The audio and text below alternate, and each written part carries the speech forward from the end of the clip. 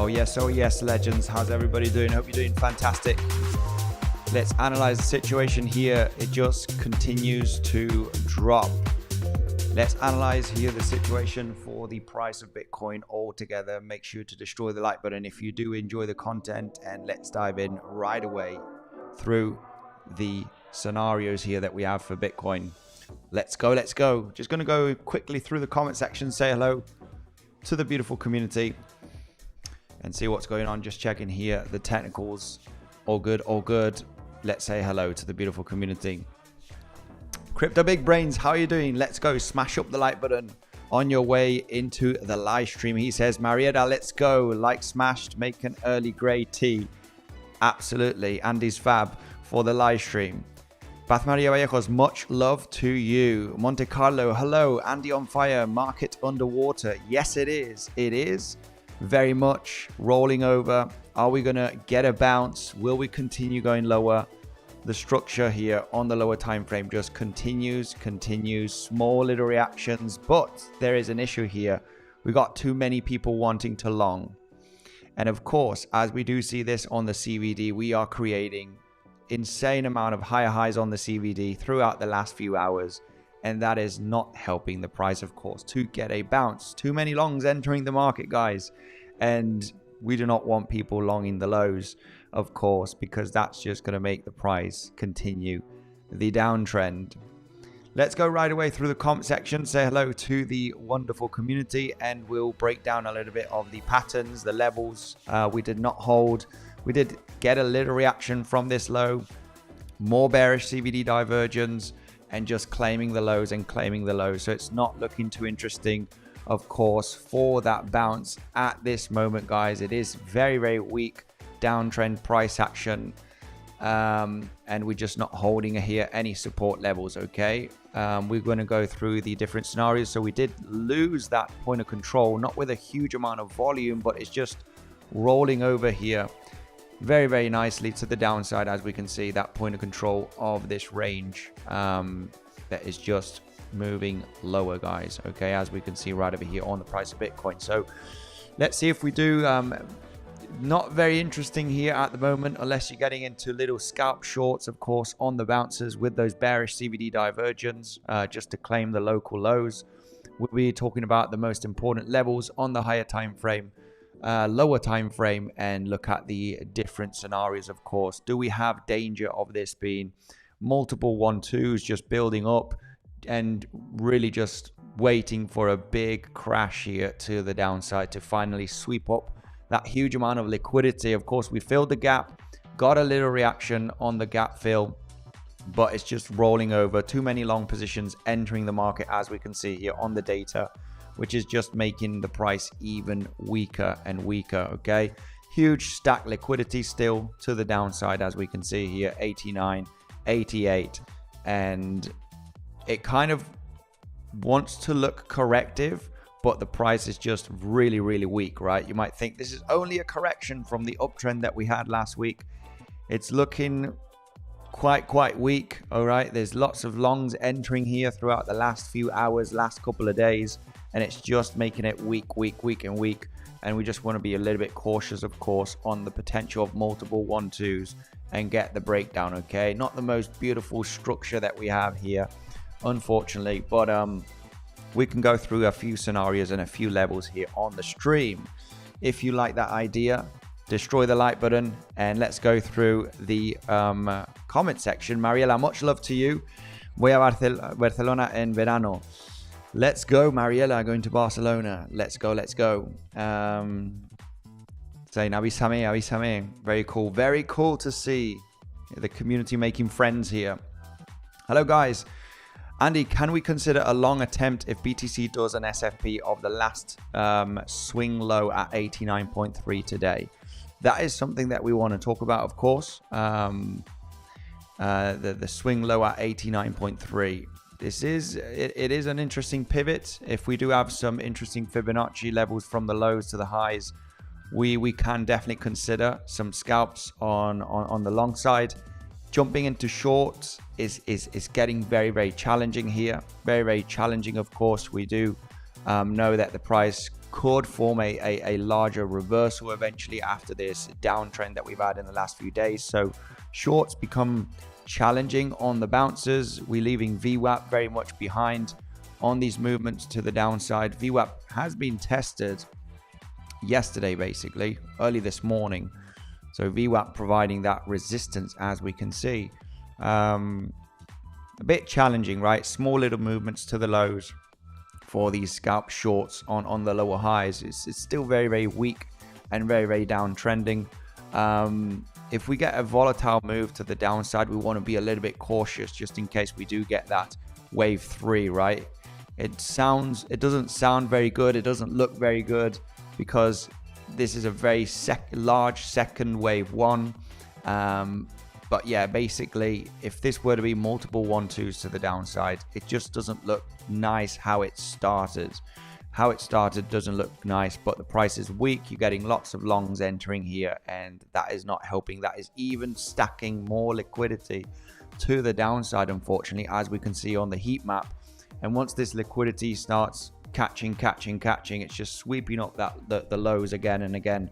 We want to be very, very cautious with those bearish local CVD divergence, lower highs on price action, higher highs on CVD. This is never good for that bounce. So bounces are not looking too nice, right? Yesterday still we were forming bearish CVD divergence. Today we're still continuing with bearish CVD divergence, which means it just increases the probability of continuing this local downtrend to sweep up the lows. So very, very challenging. Of course, longs are not looking interesting in this area right now, and it's kind of better to look for shorts on the lower highs, VWAP, levels of resistance, because it's just continuing here the momentum to the downside with the bearish CVDs. So let me just quickly go through the comment section. We can do the higher time frame analysis. Of course, bullish scenario at this point does not look good. It wasn't looking good anyway throughout the last couple of weeks. It was just contracting diagonal here for this to be a bullish structure, and off we go to much higher levels. Was low probability purely based on this leading diagonal structure, and this momentum to the upside was not looking promising. Corrective scenarios here were looking more interesting, of course. So beautiful, classic, you know, kind of too easy to be true swing failure pattern from the highs, guys. This is like, you know, when you take a look at this also throughout the last few months, this was back in October, also range highs being tested as a swing failure pattern. So we did form a little bit of a range for many weeks, test the highs of the range with the fair value gap, and swing failure pattern with a back test, of course, cheeky back test that we had here at $116,000. And something kind of similar, not the same, but similar. You had a major lower high after the move down, very big rangy structure throughout the last few weeks, ending up with a classic swing failure pattern from the lower high. Kind of too easy to be true, right? So rolling down for the moment, we've got stacked up long positions, so it's not looking extremely great for the bulls. Unfortunately, here we're losing the levels. People are longing like crazy. We got some longs here also stacked up in the last, 2-3 hours on Bybit, 3 million, 2 million, 1 million, 2 million now. And bearish CVD divergence just keeps stacking up, which has high probability in testing the lows. So longs are not looking too attractive, unfortunately, guys. I have to say, based on the local bearish structure and the CVD divergence, the bearish CVDs that are stacking up, which is not making it nice for that bounce for Bitcoin. Unfortunately, it's just continuing here, this downtrend. So people will be asking, do we get a successful SFP? Either, from this 89.3K low. Of course, it could be a reactionary zone that's coming to sweep up the local lows. I would treat these as scalps, guys, right? Aggressive scalps, little bounces just to form a potential lower high. A little bigger bounce could be a possibility for a short, but we can see here that how the downtrend is just very strong with bearish CVDs. So if we do get that wick to the downside, we could consider the scalp long and then eventually the VWAP possibly for the rejection. I think this is the trade what you got on the chart for the moment till it actually breaks a major lower high and test the lows. So we need to trade this downtrend, and the only scenarios that we have with this local downtrend, of course, we would want a little bit of a bigger bounce to attempt a short. If we test the lows, I think it's a valid SFP. You'll be sweeping the lows right over here, that higher low. It's a valid scalp long, I have to say. Little scalp long position, $300, $400, maybe $500, and then look at the session VWAP just to continue the possible trend and maybe test the lows again, right? Till we actually break down or we break up. So we need to trade what we got on the chart right now, and that's basically it when we consider here a little bit of the local price action. So I want to talk about the levels, talk about the scenarios that we have on the chart. We do have the highs being tested right over here, right? So it's not really providing much for the moment with these bearish CVDs. It just wants to test the lows. We don't have any local bullish market structure. What is interesting to consider a larger bounce is changing the local bullish market, the bearish structure, into bullish market structure with bullish CVD divergence, right? Getting shorts, lower lows on the CVD and higher lows on price action. That's when we can get a larger bounce to the upside, but that is not the case. Kind of the contrary here, where we do have downtrend structure and bearish CVDs, which means there's a good chance that we continue the momentum to the downside, at least to test the recent lows, which is the case here, right? Let's go quickly through the comment section. There is a bit of news today. We don't go through much news and analytics, guys, but there's some interesting news that we do have from the last few days, and want to talk about that later on the stream as well. A little bit of an education section. Somebody asked about doing a little tutorial on the CVD divergence. We can do that as well, of course, and yeah, basically move forward here with the technical analysis on Bitcoin. Hola, Aurel, much love to you. Let's go. Andy Pamby, yes sir, that is me. What are the possibilities of a flat in a Y on the 4-hour time frame? That is a very good question. 85k today, possibly, yes. With the momentum that we are getting, it looks like we're just rolling over. There was a lot of excitement last week with the rally hitting the highs of the range. Do we go higher? 100k, right? And then I think that hype has gone away. We actually got some analytics here with that hype momentum to the upside, that after Bitcoin climbing above 94.4k, the highs of the range that did create that SFP, we have a lot of people right on socials calling for 100k as next. We're going to break up, we're going to rally, ended up in the swing failure pattern. We do have peak excitement right over here, and of course that usually does sign that a bearish reversal is coming, which is very interesting to see. Okay, this was the excitement that we had of the crowd expecting that we are going to go to 100k right on social, spiking, which is a kind of an interesting indicator, right? All of the herd was very excitement with the rally that we had throughout last week, that we can see already is pulling back more than half of the rally that we got, right? So now people, of course, a little bit in doubt. The bears are coming back, legends. So let's go quickly through the comment section and we'll dive in through the technicals. Okay, 88.1k CME gap fills. We did fill the gap. We got a very small reaction with that point of control, but nothing really big happened. Okay, we got a little move up, still continue to the downside, and this is why bearish CVD divergence are super important to look at the charts, because I'm in no long position eventually at this zone, especially considering the data, and this is super important. If you decide to get into any long at certain levels in this point, you want to cut down quickly that position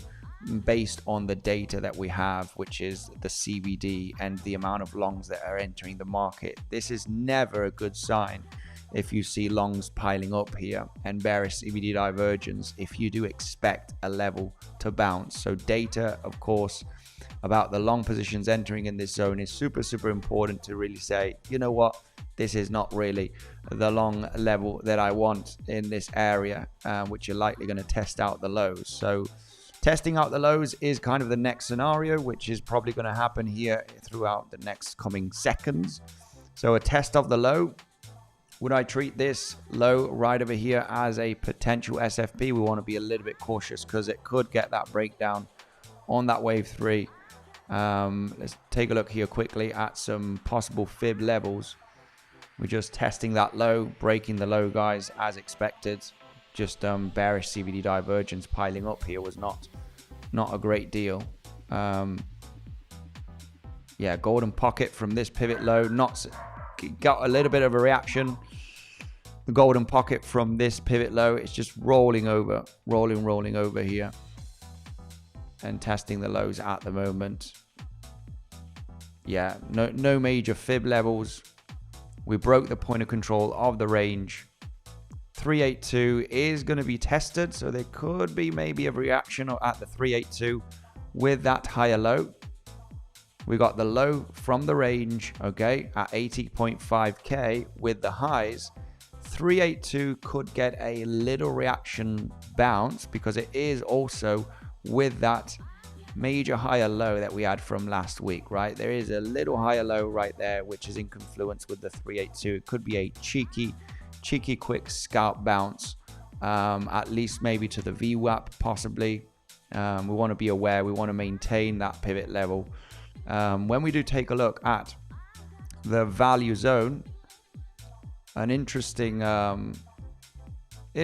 zone is coming down here to 87,600. That's if we break down, and we don't have many levels when we consider point of controls to the downside. Weekly level down here, weekly naked point of control.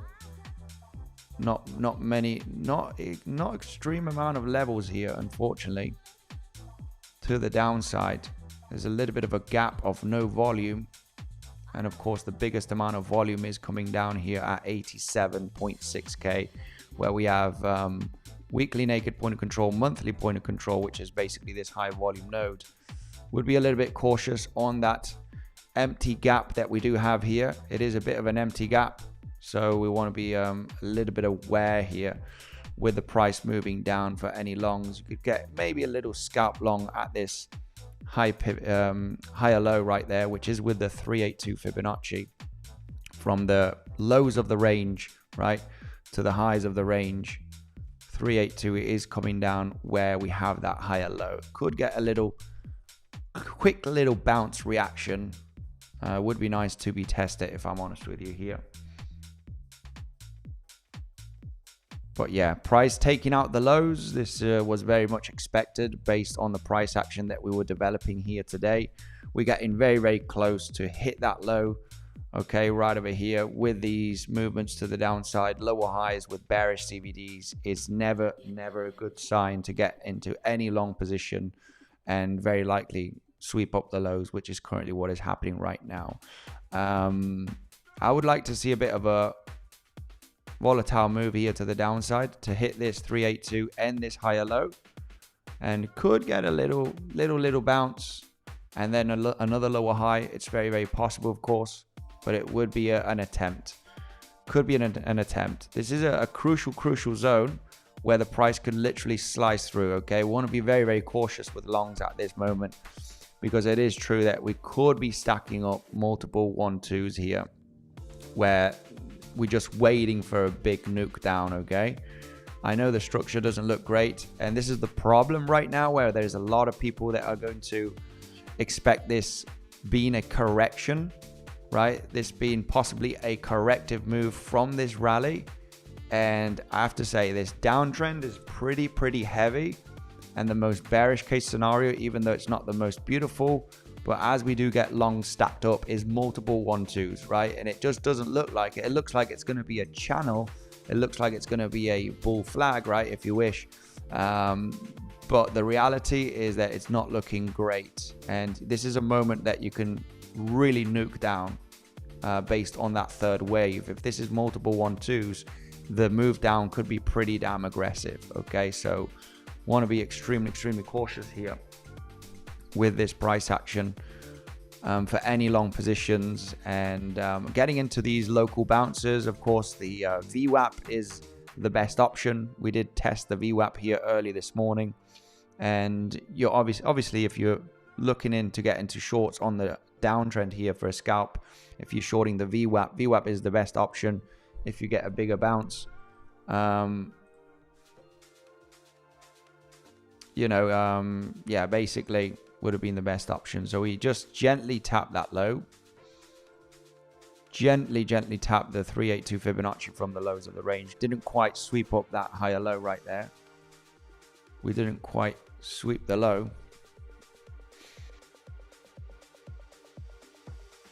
We probably just gently tapped it, guys. That was a...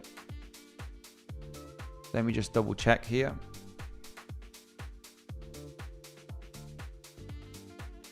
Yeah, maybe on some exchanges we did hit it, but here on Coinbase we did not hit the low. Very quick reaction bounce of a couple of $100, nothing too serious. That is literally the 382 Fibonacci where we are at the moment, from the pivot low here to the pivot high. 382 Fibonacci just been tapped for a little quick reaction bounce here. You need to be extremely quick. The lows were not swept. So lows, that higher low was not swept for the SFP, but the 382 was hit, but not enough. Price is looking very weak. Very weak for any strong bounce at this point, guys. All of the bounces that we've had throughout the last few days, as we've been hitting some levels, have been very weak bounces. Very weak, just forming lower highs consistently here. So yeah, we basically missed tapping that low by a couple of dollars, at least on Coinbase. Maybe on another chart we did actually hit. Let's take a look at Bybit, because Bybit for me is the best for swing failure patterns. We probably missed it on Bybit as well. Yeah, it was missed. It was missed, that higher low. Just a little squeeze here, only for the aggressive scalpers, of course. Hitting the 382 Fibonacci from the lows to the highs. This is like a quick entry. Obviously, you're counter trading here, but 382 has been tapped from the pivot low to the pivot high of the range. 382 usually gets an internal reaction. Usually does get an internal reaction. Might be of a few $100, but we don't expect a major bounce rally from this point. So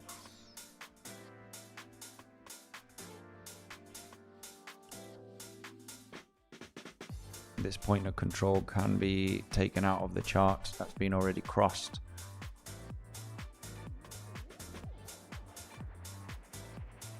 Yeah, for any local market structure change, we would have to take out this lower high. So the price has been forming lower lows and lower highs throughout the last couple of days. This is your last lower high right over there. So that could be a good sign if the price does bounce to hit this lower high right there, which eventually needs to get a little push to the upside of $1,000. That would be a local market structure change. Local market structure change if we hit this lower high at 90,645. Of course, it needs to prove itself. Of course, to hit that pivot. If that pivot is hit, then a possible higher low could be interesting on the correction. But obviously, it needs to break the local bearish market structure that we've had in the last few days. for the moment. It's looking quite bearish. Let's see the CVD right now here, looking at the price locally. So there's been a significant amount of shorts entering on some exchanges here, not particularly on Bybit, but yeah, little reaction at the 382 Fibonacci from the low to the high. Not that we have insane amount of levels in this zone, not that we have a huge stack of levels. Value area high of this range with the 382. I mean, it would have been nice for that sweep of that higher low, which we missed by a few dollars. We basically missed it by a few dollars. If the price does get a decent bounce from here, if you were waiting for that SFP, we literally missed it by a few dollars. Little scalp moving up here, $400. 382, this is where we need to use Fibonacci as well, from the lows of the range to the highs of the range. This is the most important Fibonacci that you can get here from this local area, is getting Fibonacci from this low to the high, and the 382 is the one that is being tapped at the moment. We can see the 236 Fibonacci bouncing as well here at this range point of control. This was on Tuesday. So 236 Fibonacci got a major bounce. For the moment, 382 is getting a little reaction. I would treat these as scalp if you are trading the Fibonacci levels, okay? It just literally tapped the 382, but to the dollar almost, without missing that low. These are generally just scalps, okay? You can only treat these as scalps. Lower high price action, you're just looking at a quick little scalp. If you're trading these SFPs, well, they do still give you a 2-3 to 1 risk to reward potentially, but you need to get in and you need to get out. We're very much heavily downtrending. Shorts here are very, very challenging, of course, because you're aware of that bigger bounce. A VWAP tap could be a potential, but VWAP is still very, very far away.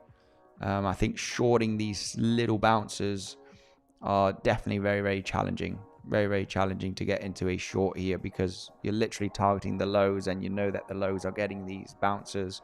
So you don't have too much space here to profit from these little movements. And your stop loss, of course, becomes a little bit of a challenge here. So anyway, let's go through the comment section. This is a bit of a dangerous area. In my opinion, there's not much levels. There is the risk of breaking down in a third wave. If this is definitely stacked multiple 1-2s and it just ends up losing, the entire range. There's not much levels here, unfortunately, as support. Of course, we have that stacked liquidity below $87,000. And if the market wants to bring that volatile move to sweep up all of this liquidity, right, that we do have beneath not only 89k but 87k, 86k, there's a lot of liquidity here to the downsides. And just want to be aware, if you're catching these SFP levels, yeah, lots of liquidity down here, guys. Mucho liquidity.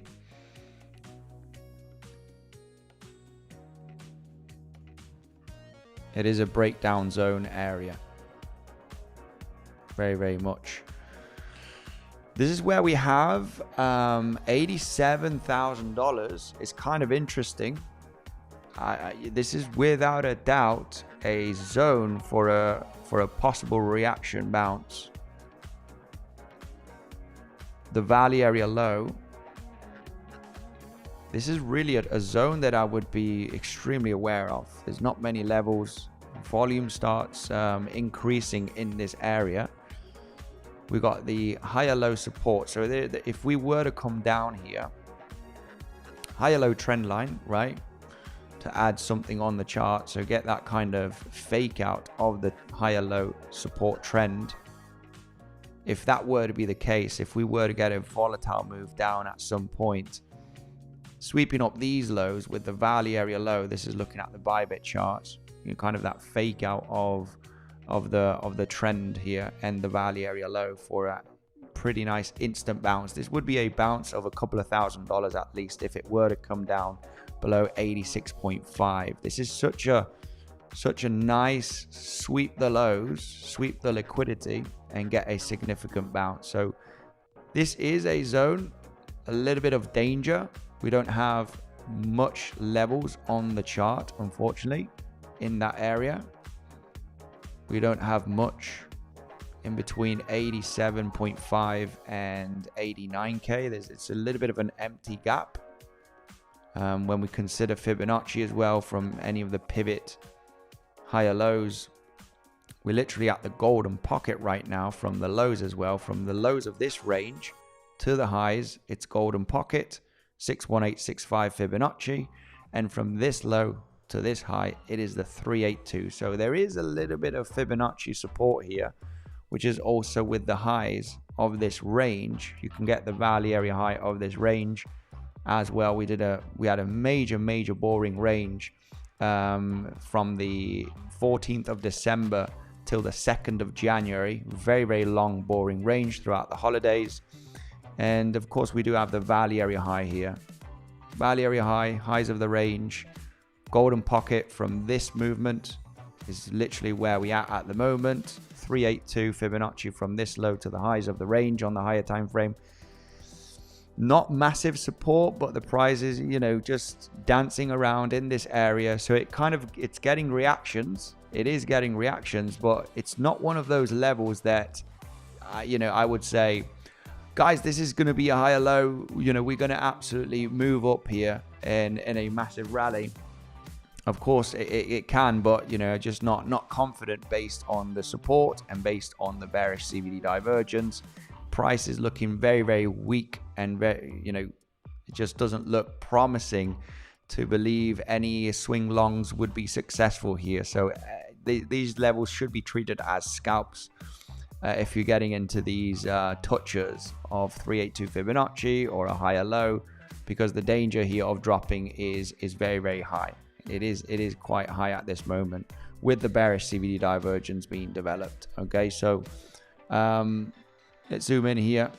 Yeah, coming back down to test the lows again.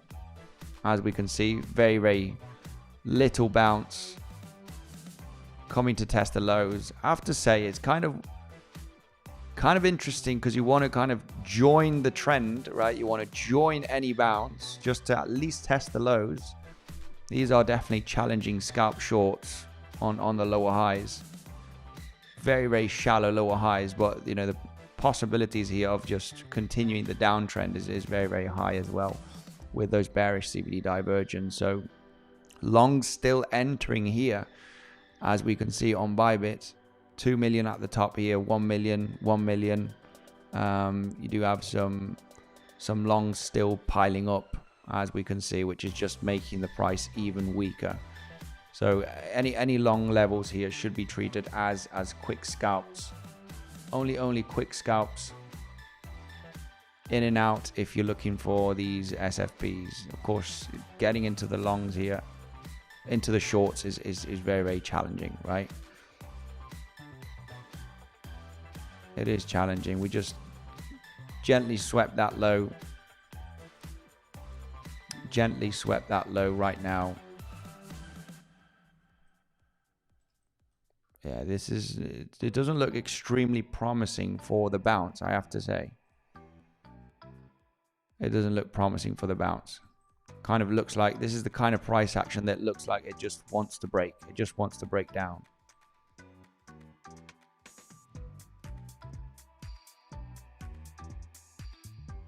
Yeah, you're just very weak. You kind of want to jump into a short position here on the small little bounces. To not only claim the low, but break the low possibly, right? Get that final volatile move to the downside with a huge amount of volume.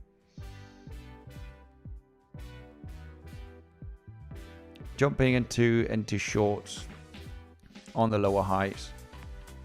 Right now, there's no major reaction here. It does really look like it wants to pop down. Really looks like it wants to pop down here. No major reaction. Testing the lows again. Longs entering the market still.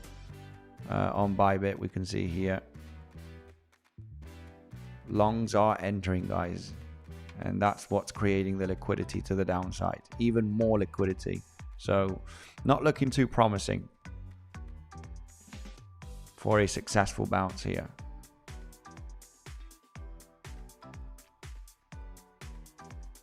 A bit of a gap of levels. No major strong levels here. No major strong levels here to the downside. So if it does get that bounce, it literally needs to be from here. If it wants to get a bit more of a successful bounce, it needs to be from this SFP, from this 382, because there is a significant gap here of nothing, right? No volume, no nothing. Big gap of empty volume.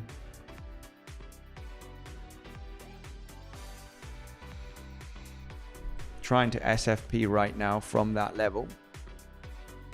So this is like a little bit of a crucial zone to not break as of yet if the price does manage to get a bit of a bigger bounce and a bit of a range here, because there's literally nothing at this zone. So I mean, it is support. It is support. It wants to get that bounce. Just SFP'd from that level. This is a zone that you want to really manage risk very, very well if you did catch that SFP. Quick, nasty, quick SFP, little bounce. Treat them as scalps, guys, this one. These, you need to treat them as scalps, because the bounce is not guaranteed to be very, very strong. Not guaranteed to be very, very strong at all.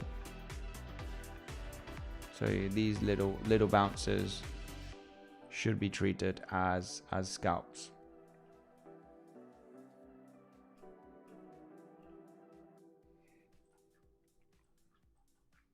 Let's check where the VWAP is.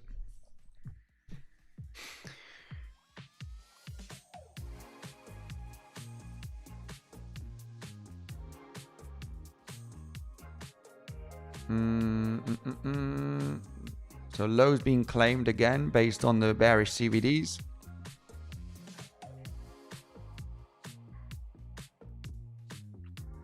Lows being claimed. Not that many longs entering now on the bounce.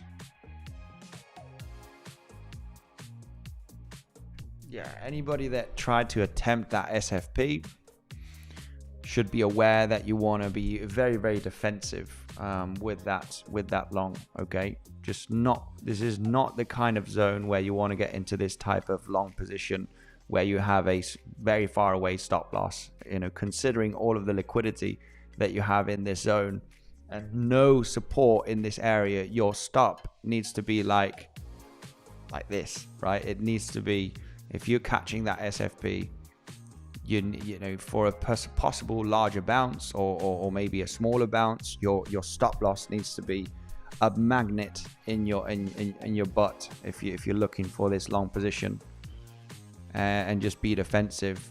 So somebody did say at the beginning of the stream, is this a valid SFP level? Oh, obviously it is. It is a valid level. You do have the 382 Fibonacci, the value area high, the higher low right there. Not every pivot is a good SFP, but this one is acceptable. But you want to be extremely cautious and you know, play the game with good risk management, because you don't have much going on in this zone.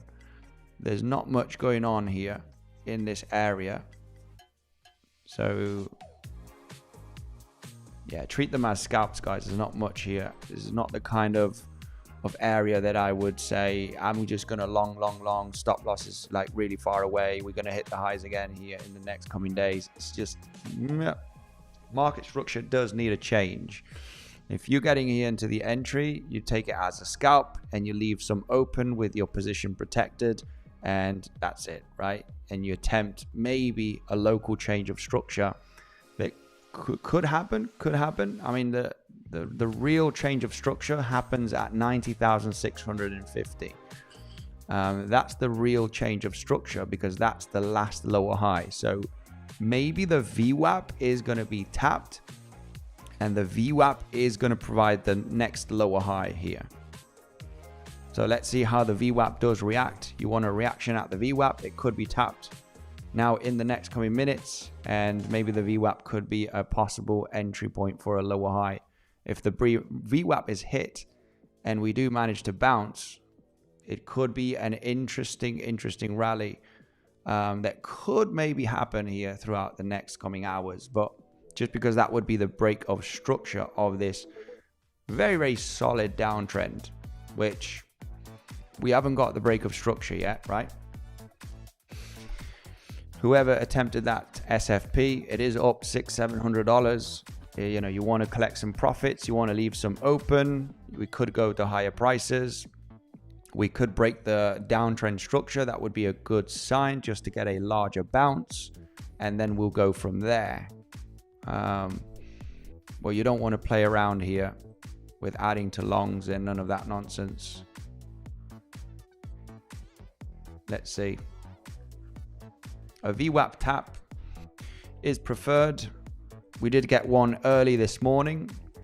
Anybody catch that little scalp long, higher low? Somebody in the comment section did say this at the beginning of the stream. We were just confirming here with Fibonacci and with a little bit of adding confluence to see if this level is strong enough to get that bounce, and to confirm that higher low was with the 382 Fibonacci from the low to the highs of the range. It is the golden pocket from this low of the range when we consider Fibonacci as well. When you sweep that higher low, it is an acceptable SFP when you have so much Fibonacci confluence and you have also the valley area high of this zone. You know, it's acceptable. Price of Bitcoin does not want to break this level, because if not, it's going to very likely get a bigger move down of 1,000, 1,500 at least to come to the 87K zone. So was an acceptable level of an SFP. Whoever catch that SFP, the bounce is there. It is a bounce of $700 currently. Not a bad scalp to get into. Nice little bounce. Scratch some dollars off the market is very much acceptable from that SFP. Let me know in the comment section, anybody that joined that little scalp move to the upside. Be defensive, of course. You can run a risk-free trade at this moment if you did catch that SFP. Just want to manage risk. You don't want to have a major large stop loss. Let's go right away and see how the VWAP is looking here. VWAP is still a little bit to the upside. A VWAP tap and reject is a possibility, especially if we do have more bearish CVDs in this zone. However, this rally, this is a little bit of a bearish CVD reset because the lows have been tested. So these higher highs are not technically bearish CVDs. The bearish CVDs that we do form throughout the last few hours is literally to claim the lows here, which I end up doing here throughout the stream, beginning of the stream. So any higher highs that are created now are not, we're still forming higher highs. So the bearish CVDs have played out literally as we've been claiming this low.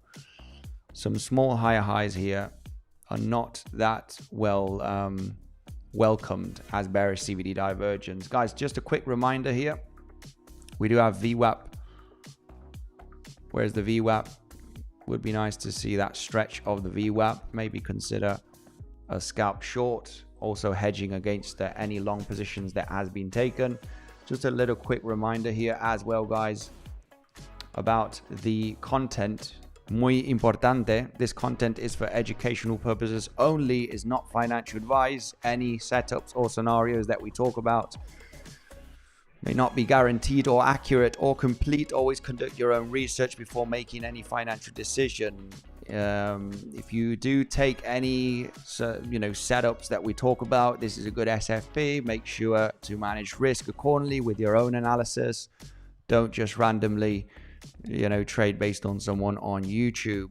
Let's go through the comment section and see what's going on here with the beautiful community.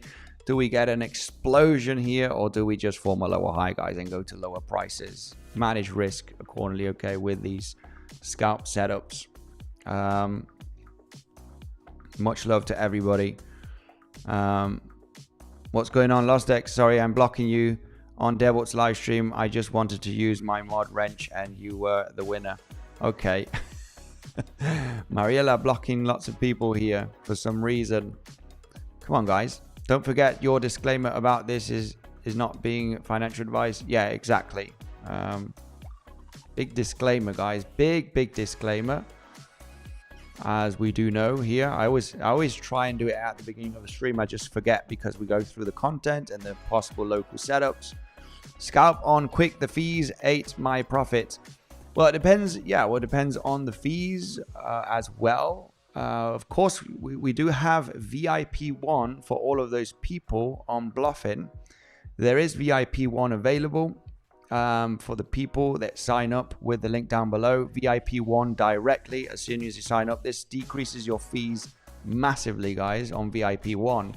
And you have it directly as you sign up to Bluffin, okay? Bluffin is, for me, one of the best exchanges out there. Of course, you got more bonuses.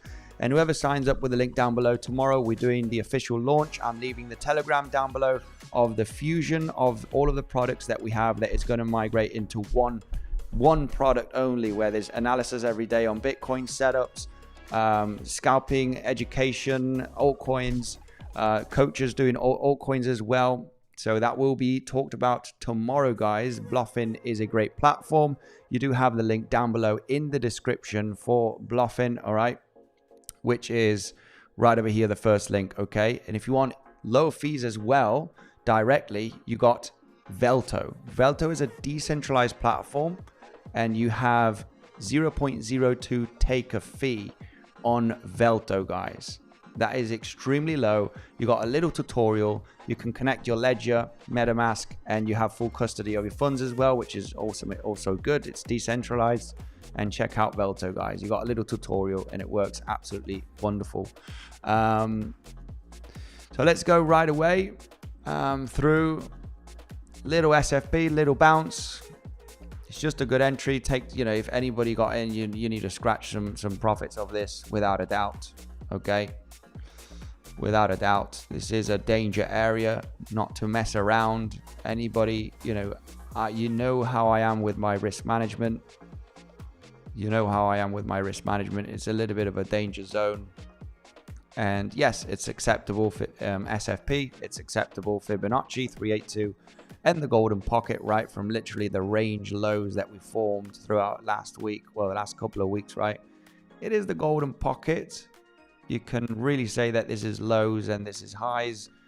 And you have the golden pocket right there with the higher time frame 382 Fibonacci.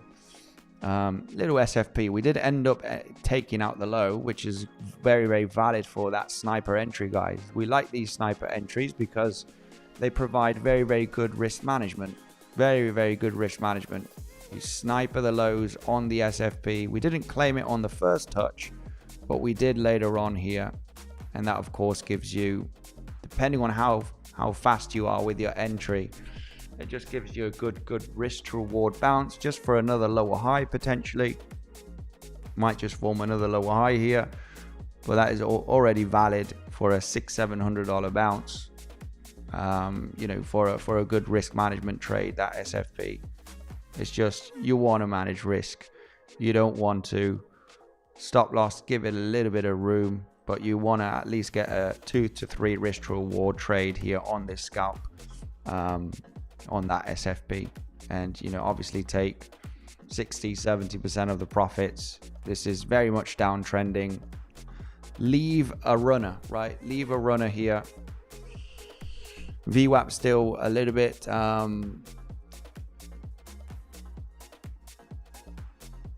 VWAP still a little bit far away. VWAP is still a little bit far away. I prefer the VWAP taps. VWAP tap and reject just gives you a good entry, good risk management. If it doesn't roll over, then obviously kind of want to be cautious as well here with the shorts. We still need to manage risk very, very well with the shorts. I think the best option here would be VWAP, tapping the VWAP. Could it just be the short right there? I mean, we swept these local internal lower highs. I would really prefer the VWAP, because your VWAP, you tap it, you reject from it, it gives you that stop loss, it gives you that potential of hitting the lows again, and it's also a decent risk to reward. Right over here with this lower high after sweeping the lows, yeah, bit more of a push up would be my the deal here for me, at least. Not sure for you. Let's see if we do manage to get that VWAP tap. If not, we're coming down to the lows again. And I would not treat any local double bottom at this point. Local double bottom here again and then get a larger bounce. We can maybe attempt it. But I just don't like this zone. I literally don't have any solid levels here in this box, in this area. It's a little bit of a gray area to consider any longs. So it either holds from here. You know, if we lose this zone of 89.3k, the only area where I would want to consider any long positions, potential longs, depending on the support, of course. We've got lots of levels here at 87.4 to 87.8.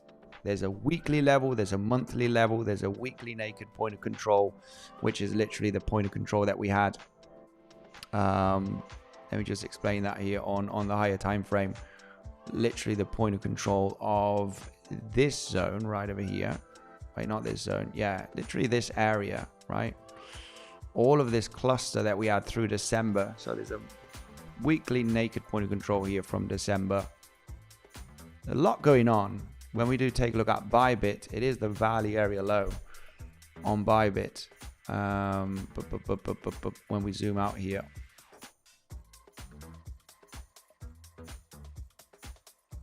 yeah, the low 87k zone is interesting. Valley area low, higher low support trend line. I kind of would want to see an SFB of these lows, right?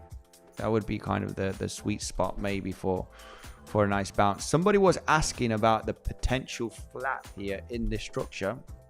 I guess you're talking about the flat. Boom. Let me just clean up the chart a little bit here. Is it still possible for that flat scenario? I mean, this would be, I am really considering that possibility. And you may ask, what flat are you talking about? I think it's either this one or either this one. Any is good.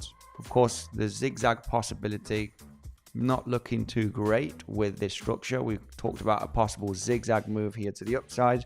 When we consider WXYs, there could be double zigzag, where you have a zigzag here, a complex correction in your wave X. Very common that wave X is extremely difficult to read in a WXY here. And then one scenario is a zigzag, which is not looking great with this heavy downtrend that we're getting at the moment. No signs of slowing down aggressively. You got the risk of multiple 1-2s here and breakdown. So we want to be very, very cautious on where we try to catch those longs, guys. I mean, this was acceptable.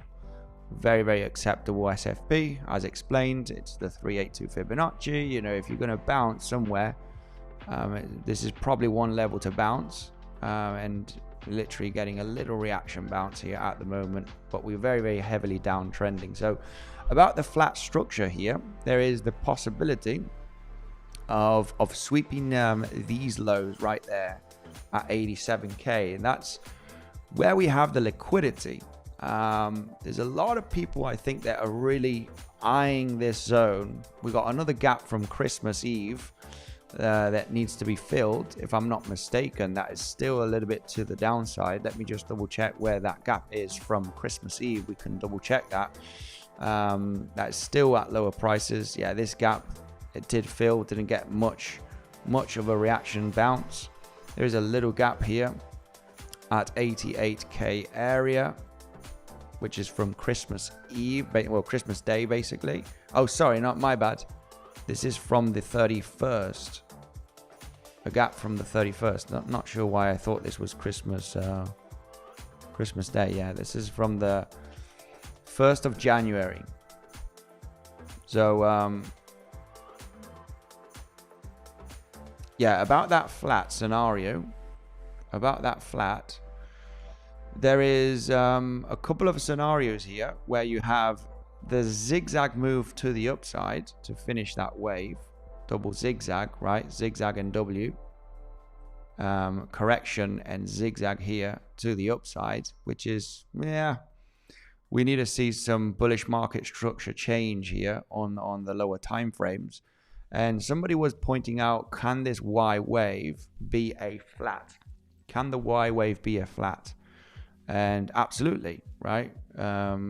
You have the movement up here in a three-wave structure. This would have to be a three-wave structure. We can go in detail on the lower time frame.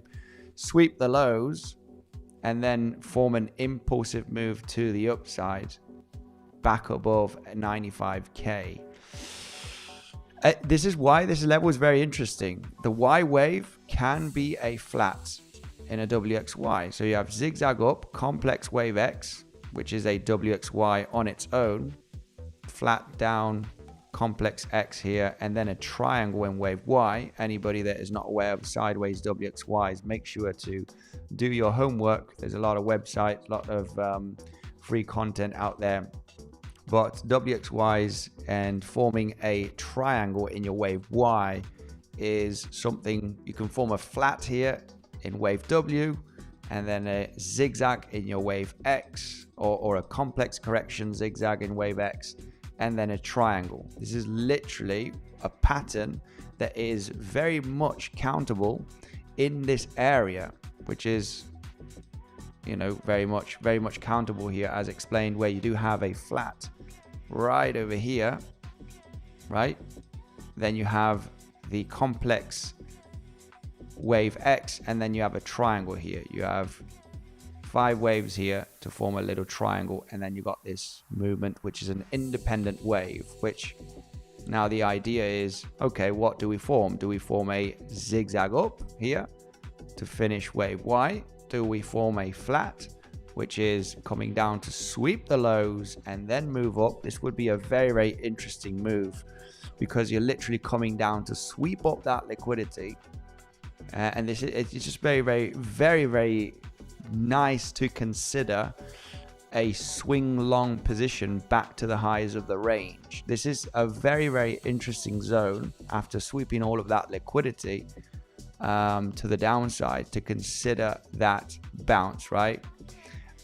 So yeah, definitely paying attention to this scenario on the higher time frame, where, you know, you're literally coming down as well to the high volume node value area low zone at the 87k region, 87, 86. Very, very interesting, without a doubt. Very, very interesting to consider. You know, do we get supported? Do we form bullish market structure here with bullish CVDs, and then bang, right? And people like, we broke the trend, this is another bear flag, right? And then we come back up to the highs again, just like we did last week, right? Which is, this was the main topic of a few weeks ago, where we literally just, you know, talking about this wedgie bear flaggy structure, right? And guess what? We faked out, consolidated, swept the highs.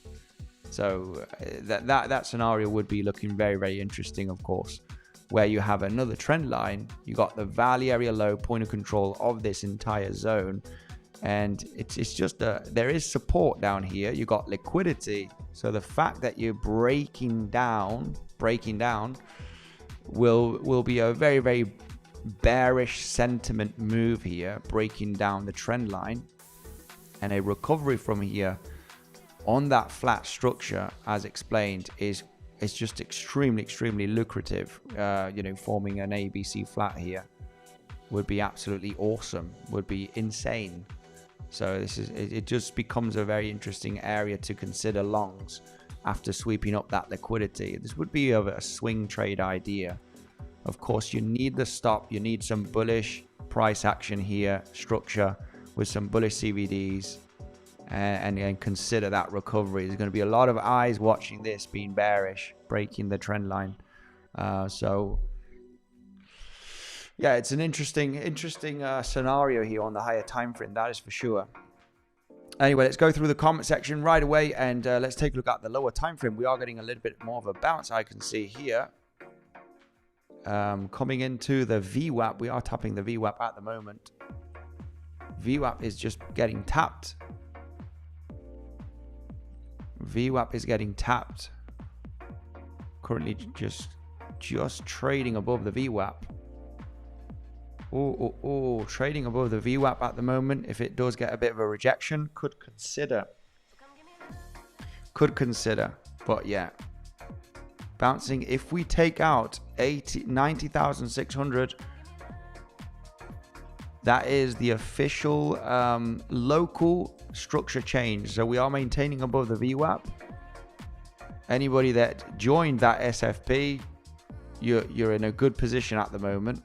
If we take out that lower high, anybody that joined that SFP, somebody did say in the comment section at the beginning about this, is it a good SFP? As we were confirming, I had this level already as a potential scalp long position, already moving up $1,000, guys. Whoever joined that long scalp setup, absolutely awesome. I did sniper that trade.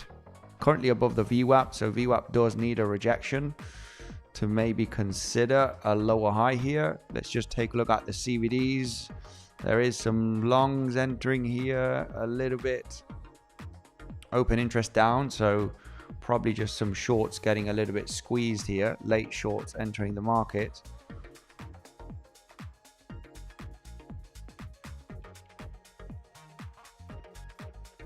Yeah, no major real bearish CVDs. All these bearish CVDs have played out already.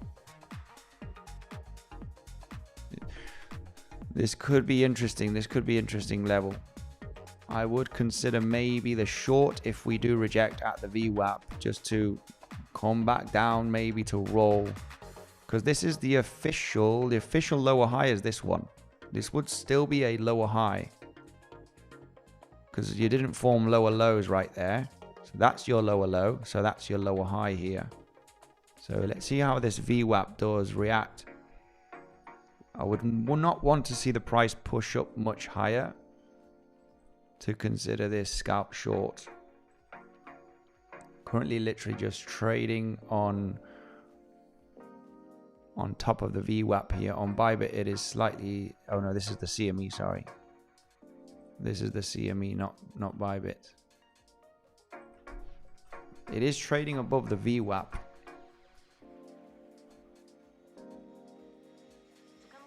No short for me just yet here. If we do reject from it, I would consider a short with stop loss above the high. Would consider that short.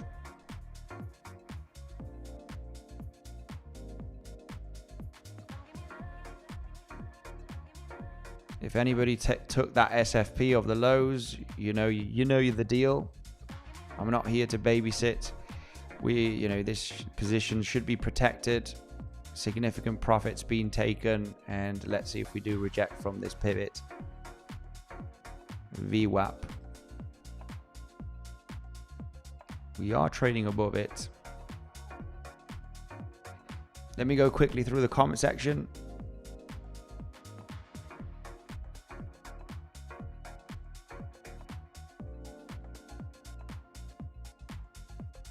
I'll go through the comment section right away, legends, see what the people are saying.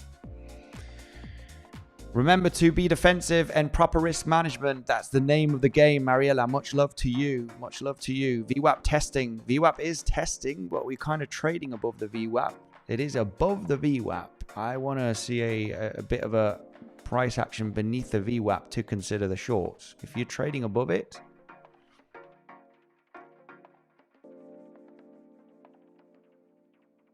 I'm not interested in you know, the VWAP needs to tap and reject. Tap and reject. We didn't quite tap it here. But getting above the VWAP, it is above it at the moment. Will it reject? Will it reject or not? Well, we need the rejection to consider that that was a fake out high of the VWAP.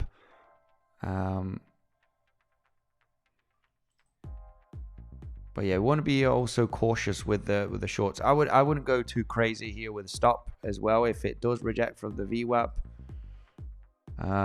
This is a zone that, you know, you cannot just jump into shorts and shorts and shorts when we've been downtrending for the last few days here.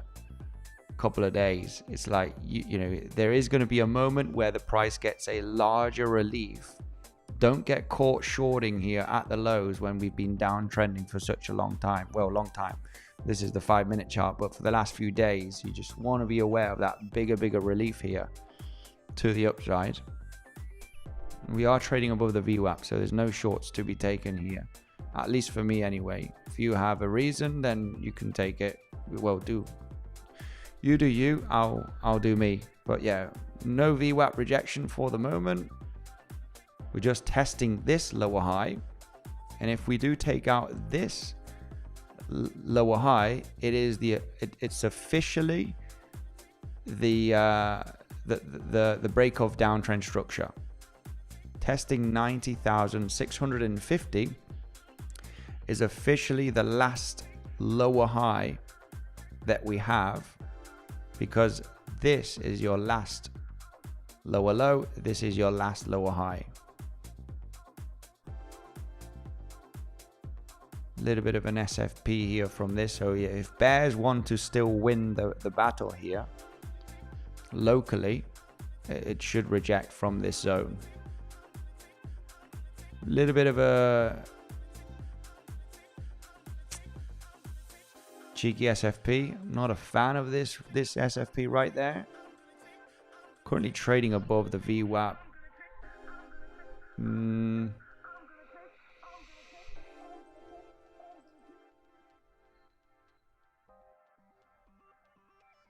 Yeah, preferably you would want to see a big rejection from this zone already. If it didn't reject, then it's probably wanting to go to higher levels here.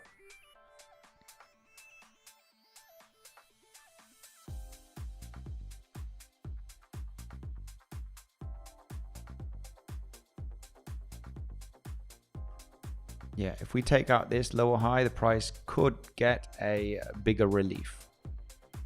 A bigger relief could happen. I'm in no shorts at the moment. VWAP would have been interesting if we would have rejected.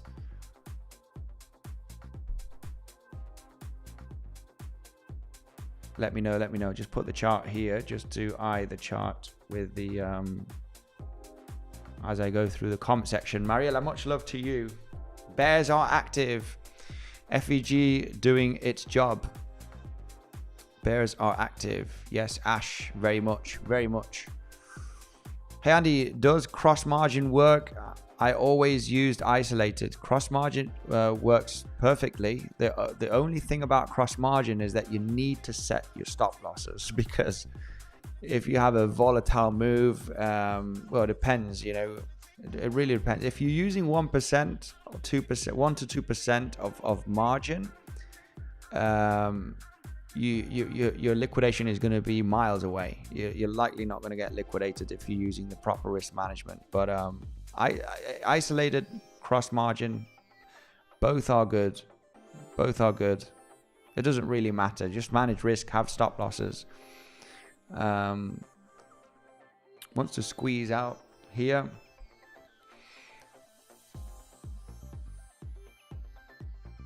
I think we need to do a little bit of 15-minute analysis. Zoom out a little bit.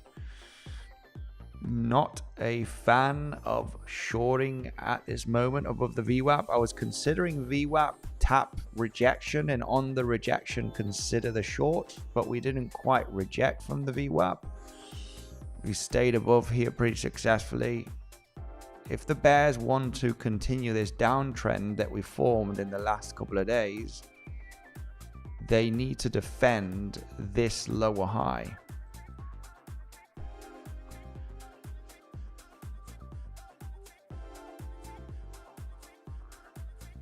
So yeah,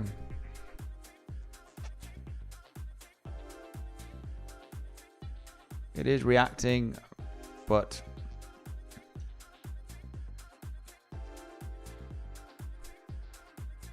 yeah, it's trading above the level right now. It looks like it wants to take out the lower high.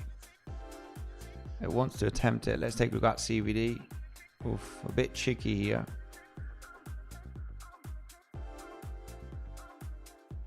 Cheeky price action.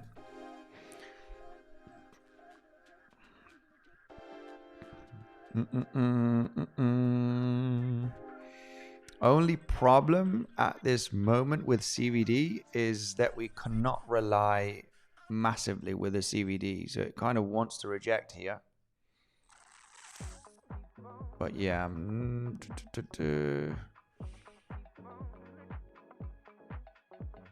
looking at this to be a possible acceptable short.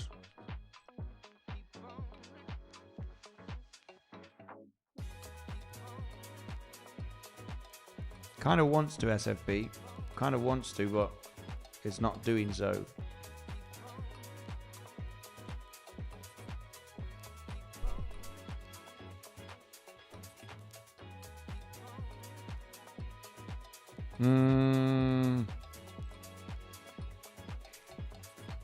It wants to, it doesn't want to.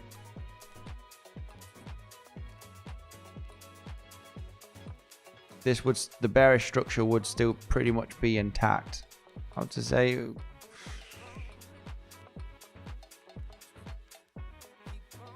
kind of a valid pivot on the rejection.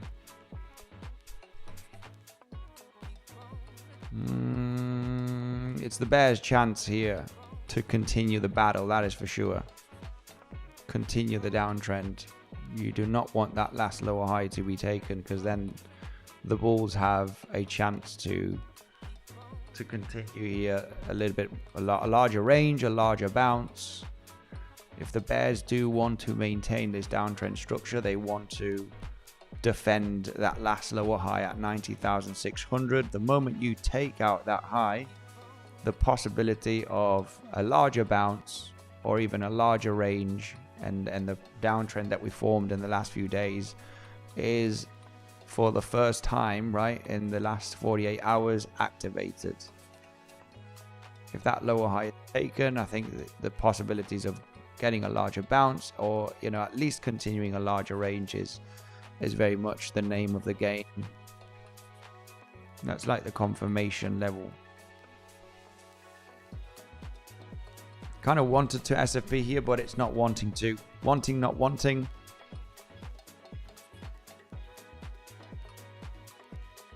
Wanting, not wanting. Yes, no. Let's go through the comment section and see what the people are saying. Back above the level here. It's back above the level.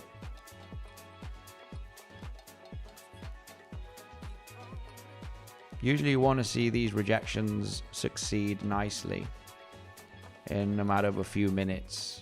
You don't want it to play around too much.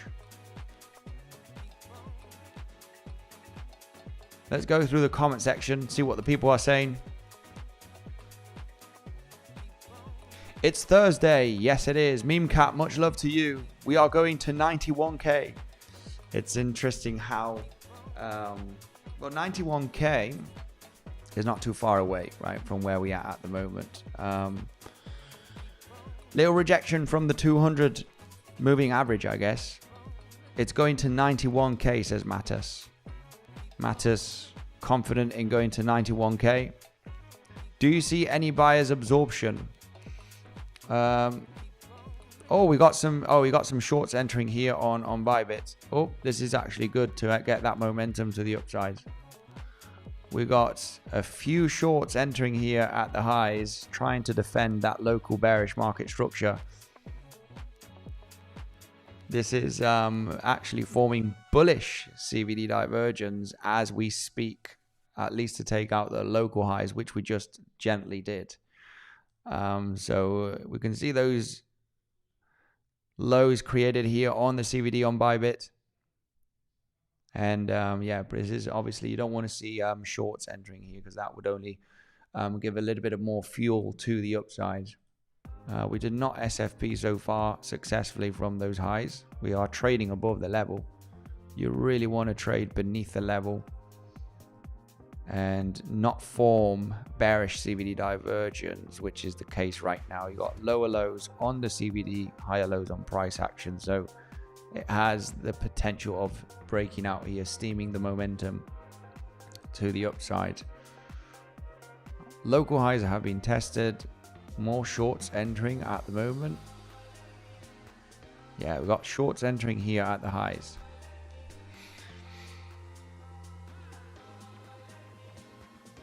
And it's not many, not giving enough power for the movement here to reject an SFP successfully.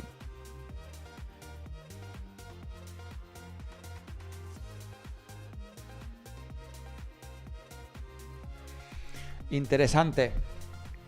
Let's go through the comment section. Yeah, it's just not SFPing here.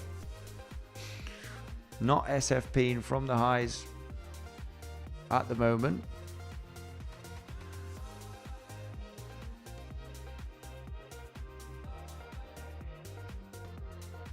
So that's the last lower high to change the local bullish market structure. And I think, the main reason why we got some shorts here, I think people are seeing the SFP and they seen the danger of, changing market structure. And this is why exactly at this point at $90,300, we're getting some shorts entering here on Bybit. 1, 2 million, 1.5. It is creating those slightly higher highs as well, and that is never a good sign. Never a good sign when you get these shorts entering, trying to predict a lower high.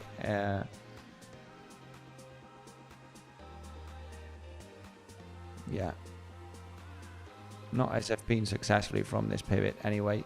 Lots of shorts entering, claiming the highs, local highs again. Let's go through the comment section, see what's going on. Pump loading, Andy. Let's see.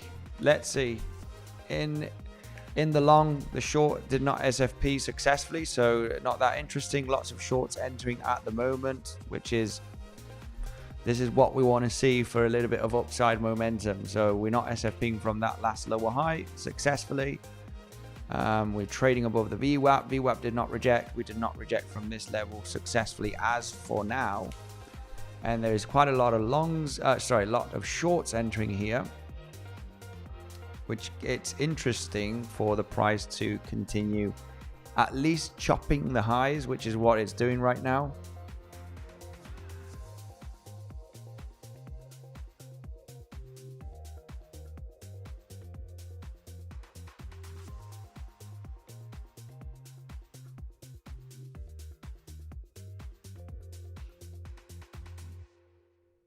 We are getting some bearish CVD divergence on Bybit US dollar tether pair, where we do have lower high and lower high right there. Higher high on the CVD. So there is going to be a little bit of a battle here between bearish CVDs and local bullish CVD divergence. So they might succeed. The bears could succeed here just because we're getting a bunch of longs as well entering on Bybit US dollar tether pair, as long as we maintain that pivot lower high. But we are forming strong local bullish ones, these are very, very local ones. As soon as you take out the recent highs, these already are invalidated basically, right? They already played out. A bunch of longs entering here on on Bybit US dollar tether pair.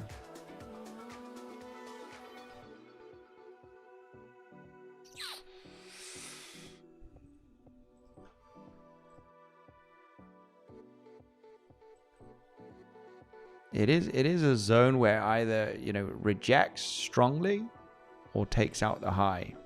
We do have bearish CVD divergence from these lower highs. We got high highs on the CVD on Bybit US dollar tether pair.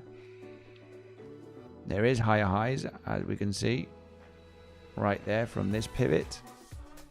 The local bullish CVD divergence are already kind of playing out because they're very, very local. It's just to take out the recent highs.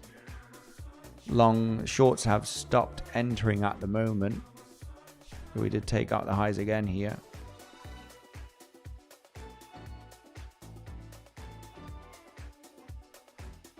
Yeah, the bears have the chance here. They want to defend 90,650, last lower high of this downtrend structure.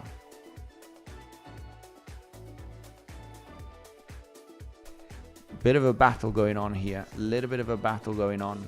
Could definitely reject at this zone. There is some slight bearish CVDs right over here. Wants to, but it doesn't want to. Still above that pivot, so there's no successful SFP. A little bit of a, yeah.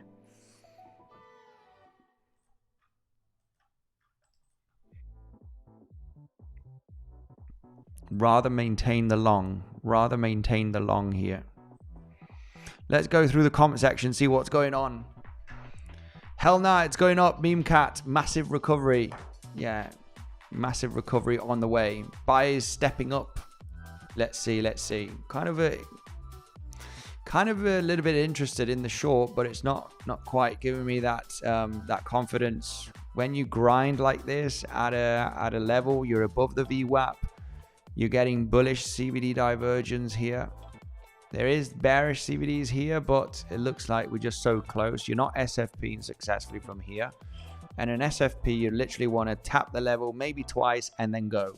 You don't want it, you know, dancing around here. Shorts piling up on Bybit. That's just giving free liquidity to the upside for the possible local highs to be tested. So, but yeah, a bit of a challenging zone here.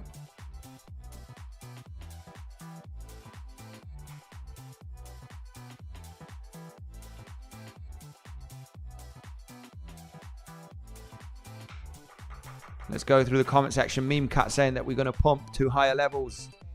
Is it so? Is it so? I think we're going to hit 100k now. Bulls are in control again. Yeah, I mean, it is a crucial pivot, that's for sure. Where we are on the higher time frame. It is one of those zones that you want to see the price bounce successfully. You are hitting the golden pocket from the lows of the range here to the highs. You're hitting the 382 Fibonacci from this pivot low to the pivot high. If it is going to form some kind of a higher low in this region, you're coming into an empty zone of volume. There's literally not much support when we consider volume in this area. There's a very, very empty zone of volume. If you take out that last lower high, it's going to be looking okay. But we need to take out 90,650 to maybe consider a little bit of a larger bounce, a larger range, maybe a recovery in the next coming days. But we are still heavily downtrending. We can't get too excited on a little bounce of $1,000 on this downtrend. But it has, you know, it needs to take out that last lower high.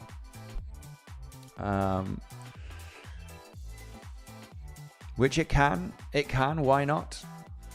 Why not? We can't get excitement here. People, I can see 100k already because of this bounce. Calling for 100k because of this. Why is it always Bybit? Bybit always, yeah, with the shorts entering here. It's kind of wanting to reject. There is bearish CVDs.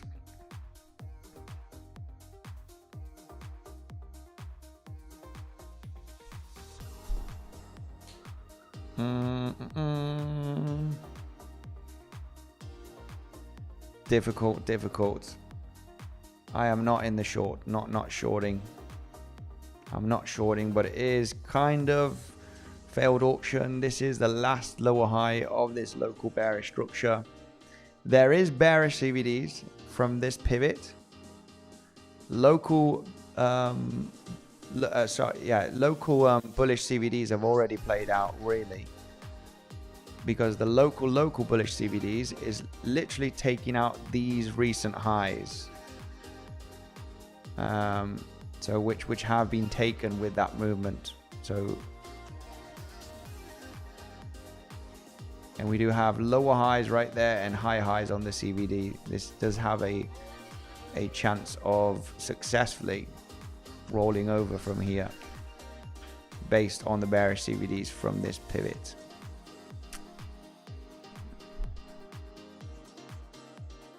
Yeah, I did not get into this short. I did not catch the short. I don't like the entry.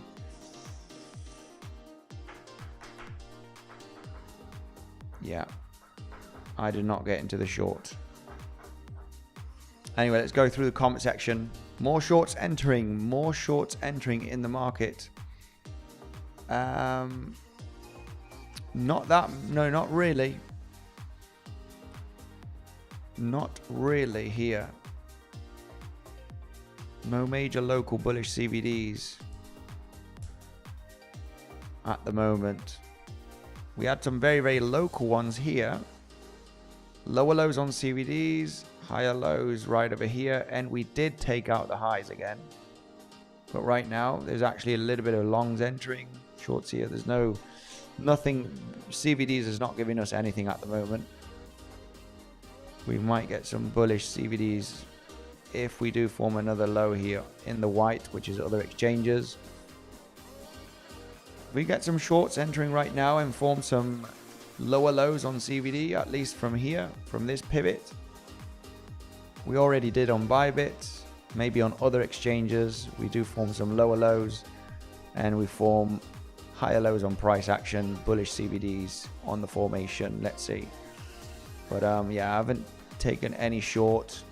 Kind of interesting because we're still very heavily downtrending, but I fancy a little bit more this level, maybe holding, just holding a part of the long position, just because I think it's worth it, maybe for a larger bounce.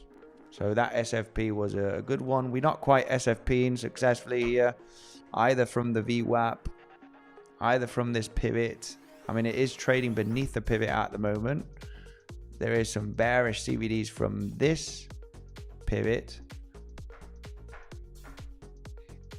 But yeah, I'm going to give the bulls a little bit of a chance here from this very slow downtrending market that we've had in the last 48 hours, right?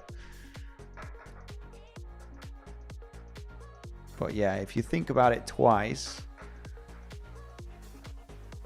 lower highs. No, there's nothing telling us that we cannot form a lower high here. However, where we bounced is a kind of a nice level. It's kind of a nice level to give the bulls a chance. Give the bulls a chance here, as we did hit the 382 Fibonacci. We are hitting that higher low, 382 Fibonacci from the lows to the highs. 50% golden pocket from the range lows of last week to the highs. Interesting fib confluence here at an 89.3, but as explained at the beginning of the stream, I would only treat this as a scalp. I only treated it as a scalp. Quick profits, quick scratch some dollars off the market, and you kind of want to get into this downtrend as well, right? You kind of want to, but where we have come here, it's kind of interesting to give the bulls a little relief. We've got a pretty interesting downtrend in the last 2 days, already retracing quite a lot. If you want to be a bottom catcher and have smelly fingers, you want to catch only the best pivots, the best executions here for the long setup. And obviously that is SFP levels with confluence zones. And this SFP was interesting. Somebody did point this out, so I do hope that somebody did get that person. I can't remember the name right now, but somebody did say at the beginning of the stream, is it a good pivot for an SFP? Yes, it is. Yes, it is. Not bad for an entry and managing risk very well. We love these SFPs if they have extra confluence, because they just give you such a solid risk management trade. It's just so good. And yeah, another lower high here. VWAP, has to be your TP zone. But you can really run a very nice free trade at the moment. And who knows how high this can go, right? It's okay for a swing when we do consider the higher time frame. I know there's a lot of people that are very much eyeing the liquidity here. A lot of liquidity here, we all know that. Considering the larger WXY, a zigzag here is still a possibility. It's a little bit of wishful thinking, of course, after this heavy downtrend. But if you want to consider this a possibility, I understand it's a possibility, and I understand if I get into this SFP, I want to leave a little bit open just to see if the bulls prove themselves, right? Well, obviously I want to collect the profits. We're here to make profits, not to wish and hope, right? So this is only an acceptable scalp entry with a little bit of potential of a recovery. I wouldn't say it has massive potential, but why not leave part of that long position open for maybe a bit of a bigger swing, considering that you don't want to lose this low over here, because if you do, there is a gap here. This is a no trade zone for me. Regarding Fibonacci, the 50% is all the way down at the point of control, 87.6. No major fibs from here. I would only consider golden pocket here, this one being important. 7-8. There's no volume. It's a bit of an empty gap of volume here. So yeah, if the price, you wouldn't want the price here. I have no long interest here in this zone. I want to see the price come down here. Consider the SFP, but I think there will be time. If this needs to swing failure pattern successfully on the flat scenario where you have an A, B, C, there will be time to long. There will be time to long. You don't need to long the movement down. There is danger, of course, of breaking down here in a wave 3, right? And you just continue, right? You've formed the multiple 1-2s in this zone, and then it just nukes down. So there's really no rush in longing in this zone, even though it's a zone of interest for longs. Considering the flat here on the Y wave, there will be time. If the price needs to recover, if we do come down to this zone, if the price needs to recover, we will see signs. I'm not interested in I might consider the SFP of the lows for an entry, just like the SFP of the highs here. But there could be time later on bullish market structure, bullish CVDs, corrective moves down to jump into the long later on, right? Last week we did talk about, I think was it Saturday or Sunday? There's still potential of getting into a long here, right? We talked about SFP in the local range lows, and maybe getting into a long here as the momentum is very bullish. So you don't need to catch the ultimate low to rally this move to the upside, right? There is ways of getting into a long still in the trend. So anyway, let's go through the lower time frame. Price is getting a little bit cheeky here at this zone, missing out by a few dollars. That last lower high, it is a cheeky area. Bears want to defend that lower high right there. They are trying to defend it because it is literally the structure change, 90,650. There is a little bit of dancing price action going on in here. It is not looking too great. It looks like they want to defend that lower high, defend the structure for another lower high here. They want to. Let me know in the comment section. Do the bulls succeed here? Let's take a look at CVD. Let's see if there's any Bybit is a bit flat here. CVDs, we might get some local bullish CVDs here.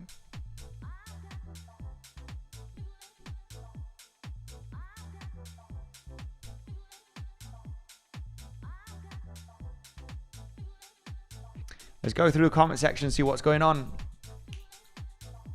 Why do you short in a bull market? We can get into short longs, right? It was a nice scalp. Long on New York Open worked nicely. Absolutely awesome. Long scalp just to take out the lows and SFB. What did the stop S&P 500 do? Let's take a look at the S&P 500. See what's going on here. Kind of interesting for ES with a nice little move up on the open. Oh, nice, a little bit, nothing too major. Not much volatility here.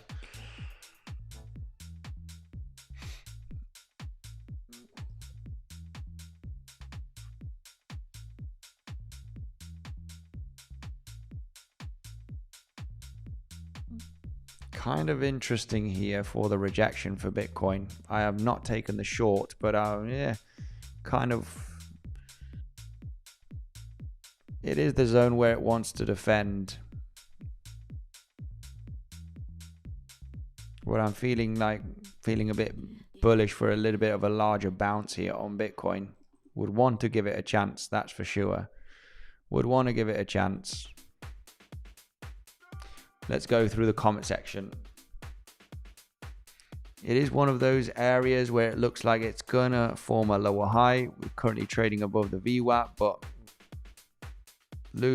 bears want to defend this level. We do still have the bearish CVD divergence from this pivot. So there's higher highs on CVD, lower highs on price action right there. We did not take out the last lower high of this local bearish market structure.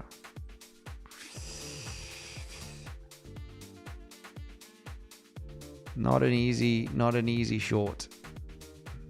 Even though you could, I mean, it all depends really. I like to really snipe a major pivot, right? For me, it's easy to get into an SFP, but when we do not SFP successfully, shorting in this area, I don't want to short right now. Of course, you could put your stop loss just behind the bearish market structure. I mean, I have to say it is kind of valid. If you take out that high, then it's, you're not interested because it either breaks out or you form a higher low and then go higher potentially, because that's the last bearish market structure lower high at 90,650. These are very, very challenging shorts for me, even though you might just think, man, just put the stop loss above the bearish market structure change, even though that you haven't SFP'd from the level. I just don't like them. Obviously, you would be looking to target the lows here. But for me, they're challenging. It's just I don't like them. I don't like these kind. For an SFP of the major pivot here, for me, these are like super easy and simple to take. SFPs from these pivots is like, for me, it's like day and night. This is super simple to enter. execution, stop loss goes beneath the low, and it's just super simple to get into these SFPs with good risk management. These ones are easy because your stop loss is at the low of the fake out, right, of that major pivot. This one, with the information that we had with the CVD, if you want to, try and catch the level, I never like these ones, if I'm honest with you.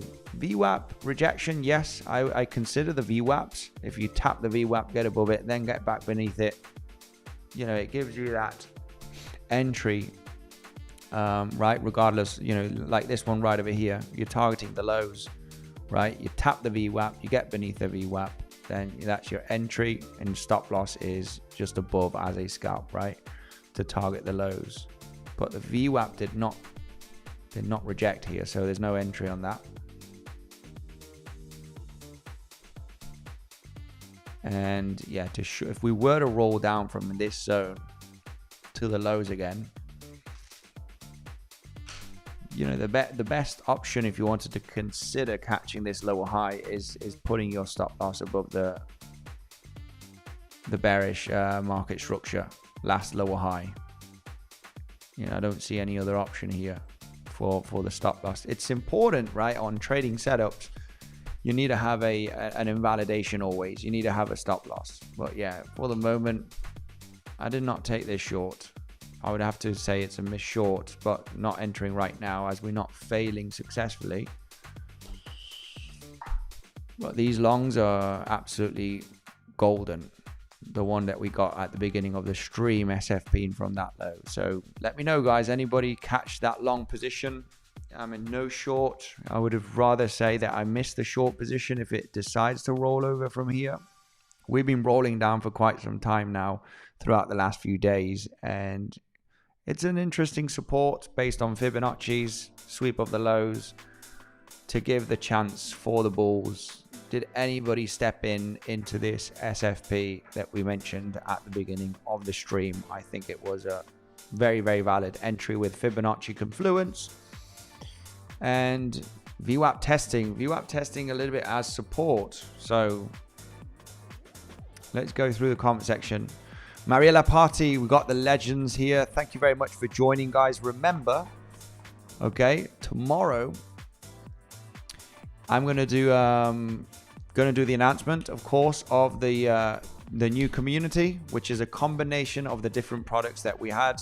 We decided to combine everything into just one community with the different coaches. Okay, so there's no VIP, there's no Legends Pro community. It's all combined in one product, and I will be announcing a very special thing tomorrow.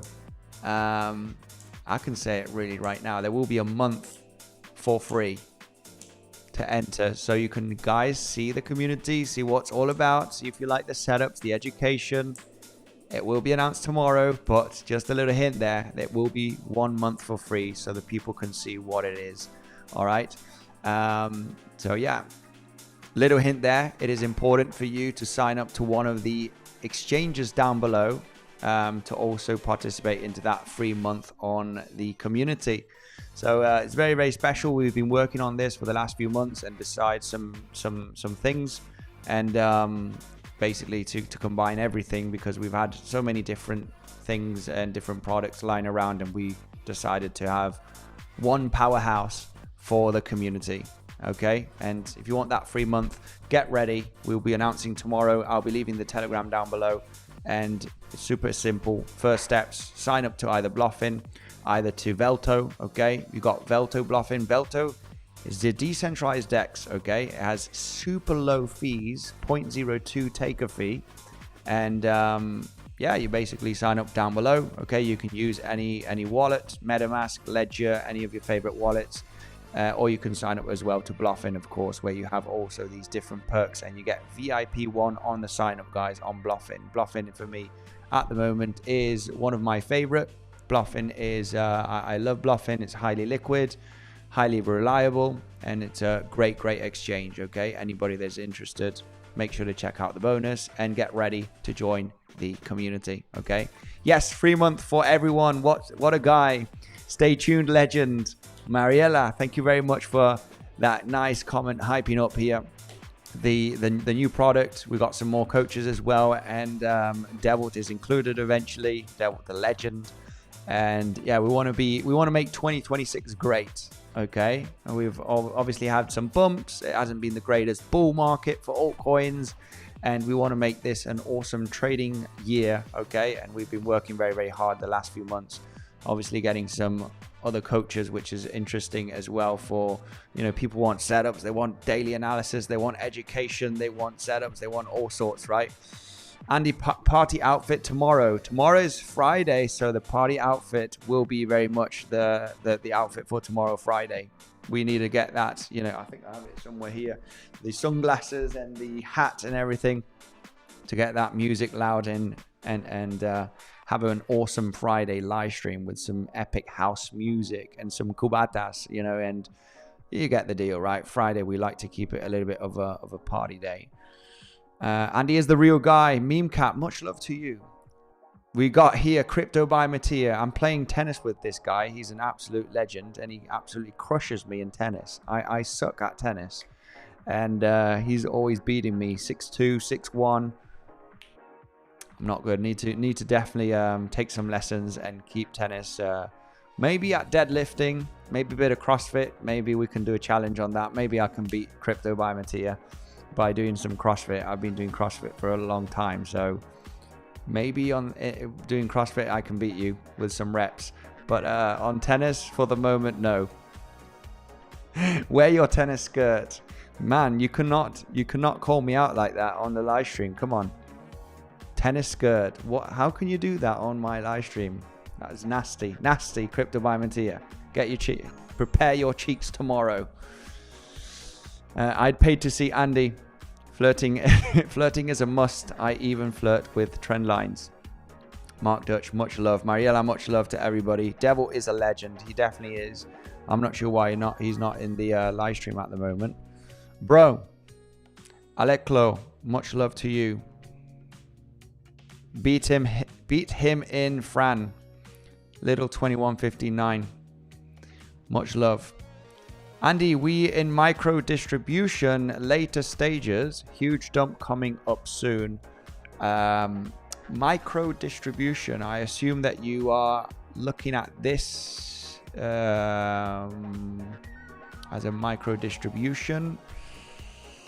Redistribution, right? If you're looking at the 4-hourly time frame.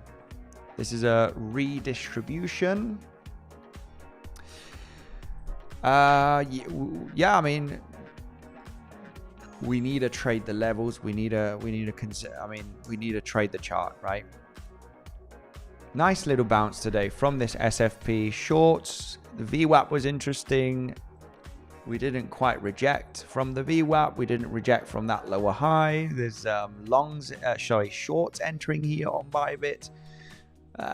You know, few million short positions here in the last 30 minutes.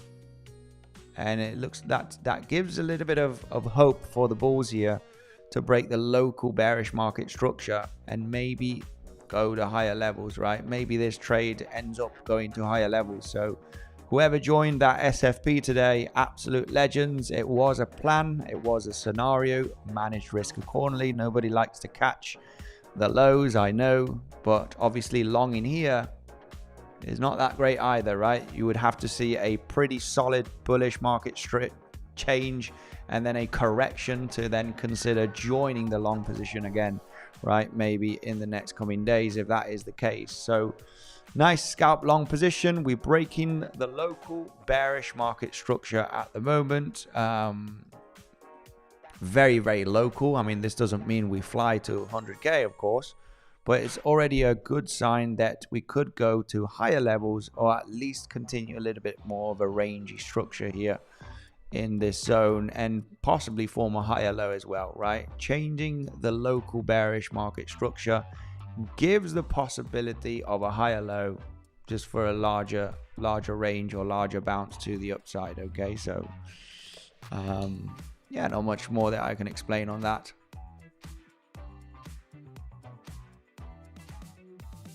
No longs for me. 74k by mid-February. These are only long scalps, okay? There's your streams are awesome. Fields E, nice. Thank you very much. Much love to you. This is only a long scalp SFP, okay? It's not one of those longs that I mean, yeah, well, you are actually saying that you think that we're going to go down to 74k by mid-February. Obviously, there's a lot of about 74k. Hang on a minute. That is extremely low targets.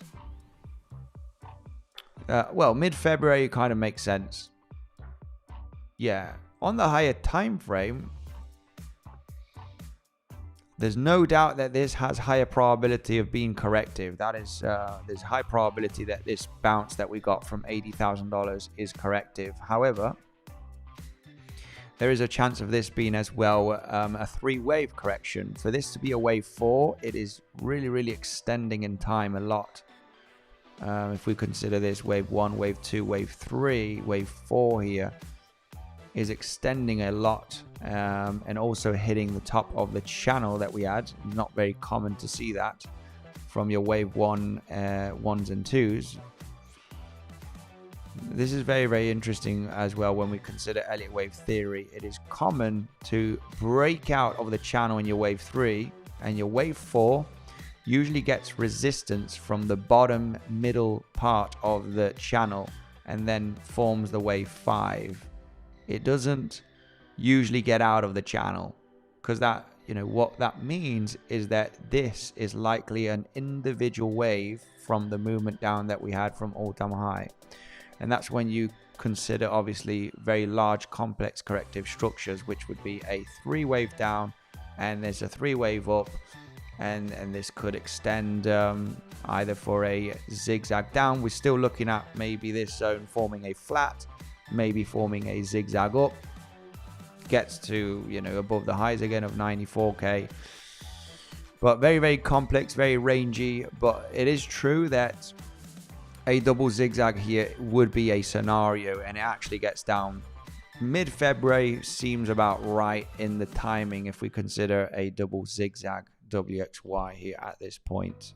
Overall, we are downtrending. Overall, this does look very corrective, and we do not expect a major rally recovery here on Bitcoin. Maybe test the highs, maybe not, maybe yes, but 74k by mid-February seems about right. Seems about right. So I can agree with you on that. I would say it's very, very, very possible. Anybody that took that long position, I think it's not a bad idea to take some scratch some profits as we go on that movement. And yeah, as you say, we look for intraday setups. Could this be a swing long with the potential of hitting 94k again?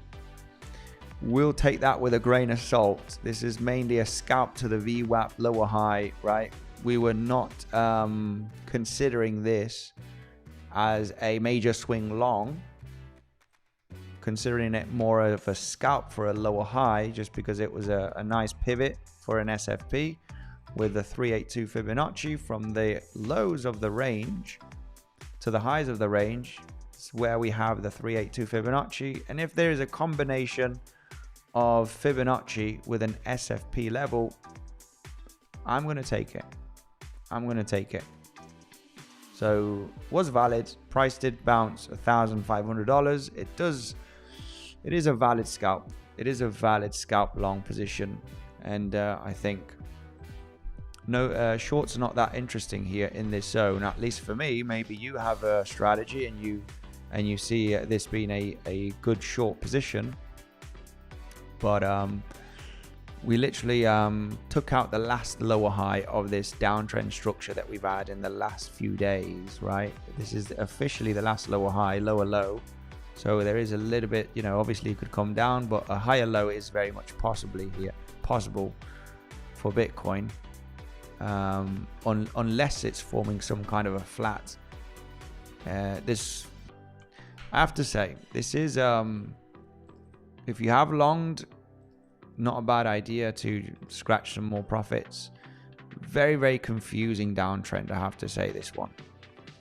This is why sometimes we just need to trade the levels, right? Sometimes Elliott wave theory, you try your best with Elliott wave theory in this zone, and it's with this constant downtrend, and instead of making things clearer, it could make things a little bit more confusing when you want to take a trading decisions. Then you just need to pull out the levels that you know, right?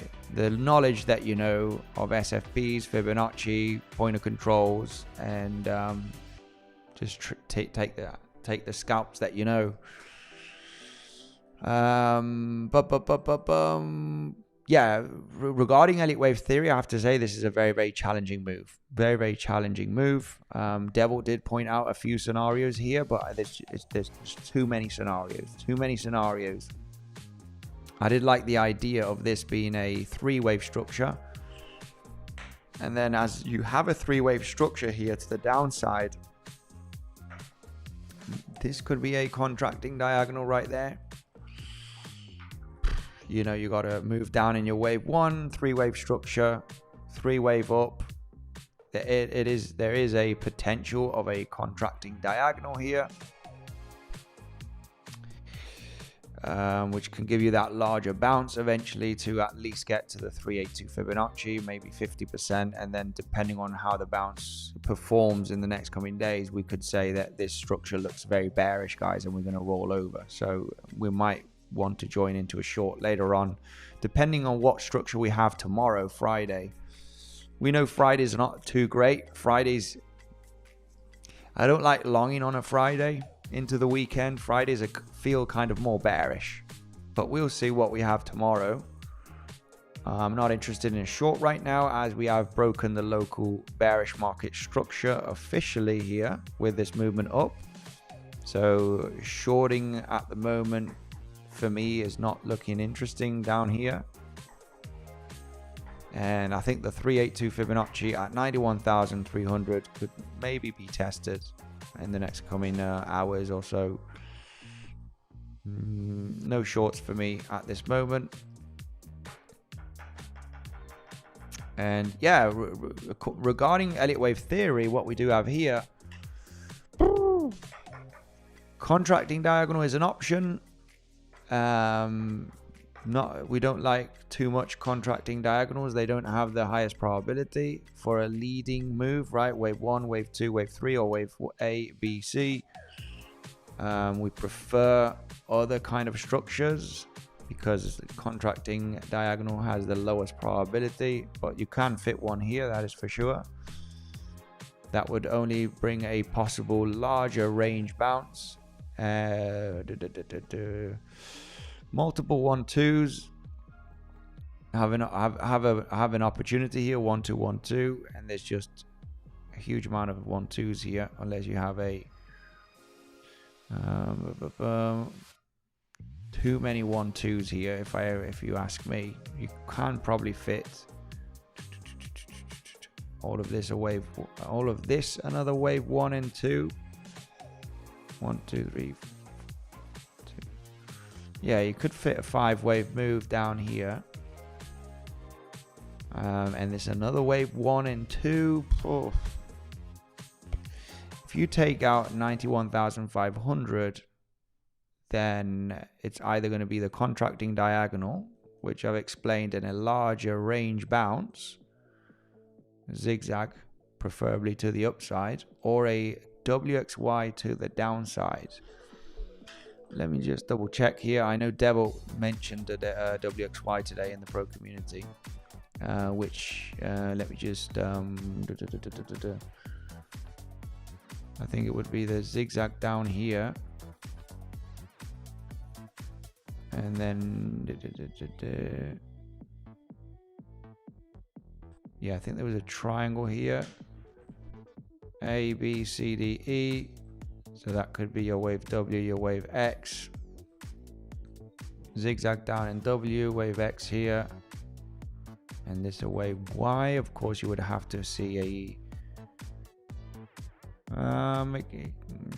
it doesn't work too great with this latest move down. 1, 2, 3. You would have to fit here some kind of a diagonal here as well, and a wave A, wave B, and there's wave C. Overlap from here. Yeah, it's still a zigzag here doesn't work too great. A little bit of too messy, overlappy structure. Of course, this is the 15-minute chart. Want to really take that with a grain of salt. But let's see. We'll probably hit the 1-to-1. Yeah, 1-to-1 has been hit, interestingly enough. If we consider this zigzag, triangle and wave X here, and another zigzag down here. 1-to-1 was bounced nicely. 1-to-1 to the 1, 2, 3, 6 is a target zone for a double zigzag. If we do get momentum to the upside here, form a higher low and take out this high, it's going to be looking interesting for this to actually be a corrective structure and invalidate, I would say. Yeah, this would have to be an invalidation pivot for the multiple 1-2s. Anyway, let's just leave this. Let's leave this alone at the moment. People are not that interested in an Elliott wave. The structure would be interesting to see in the next, by tomorrow. But.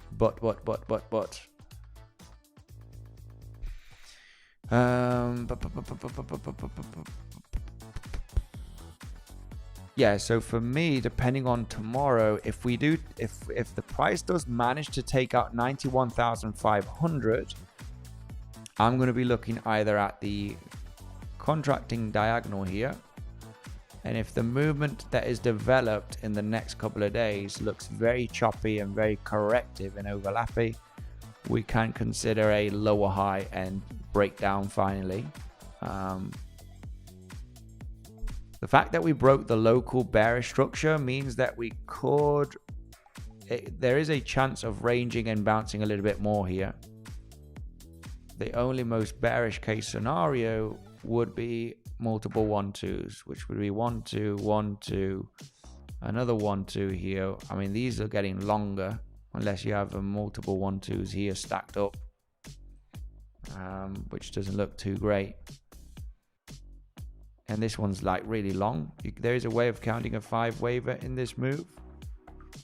And there's another 1-2. Yeah, if you already take out that 91,500, the multiple 1-2s are not going to be looking great. So for me, it's either a WXY or leading contracting diagonal. WXYs always have priority against a leading contracting diagonal. So let's say the bulls they maybe have a chance here, even though I know a lot of people would disagree right now. It's so interesting how the comment section gets so bullish on this movement and it gets so bearish right now. Even people calling for 70k right now, right? People calling for 100k plus in this zone, and now even calling for 70k, right?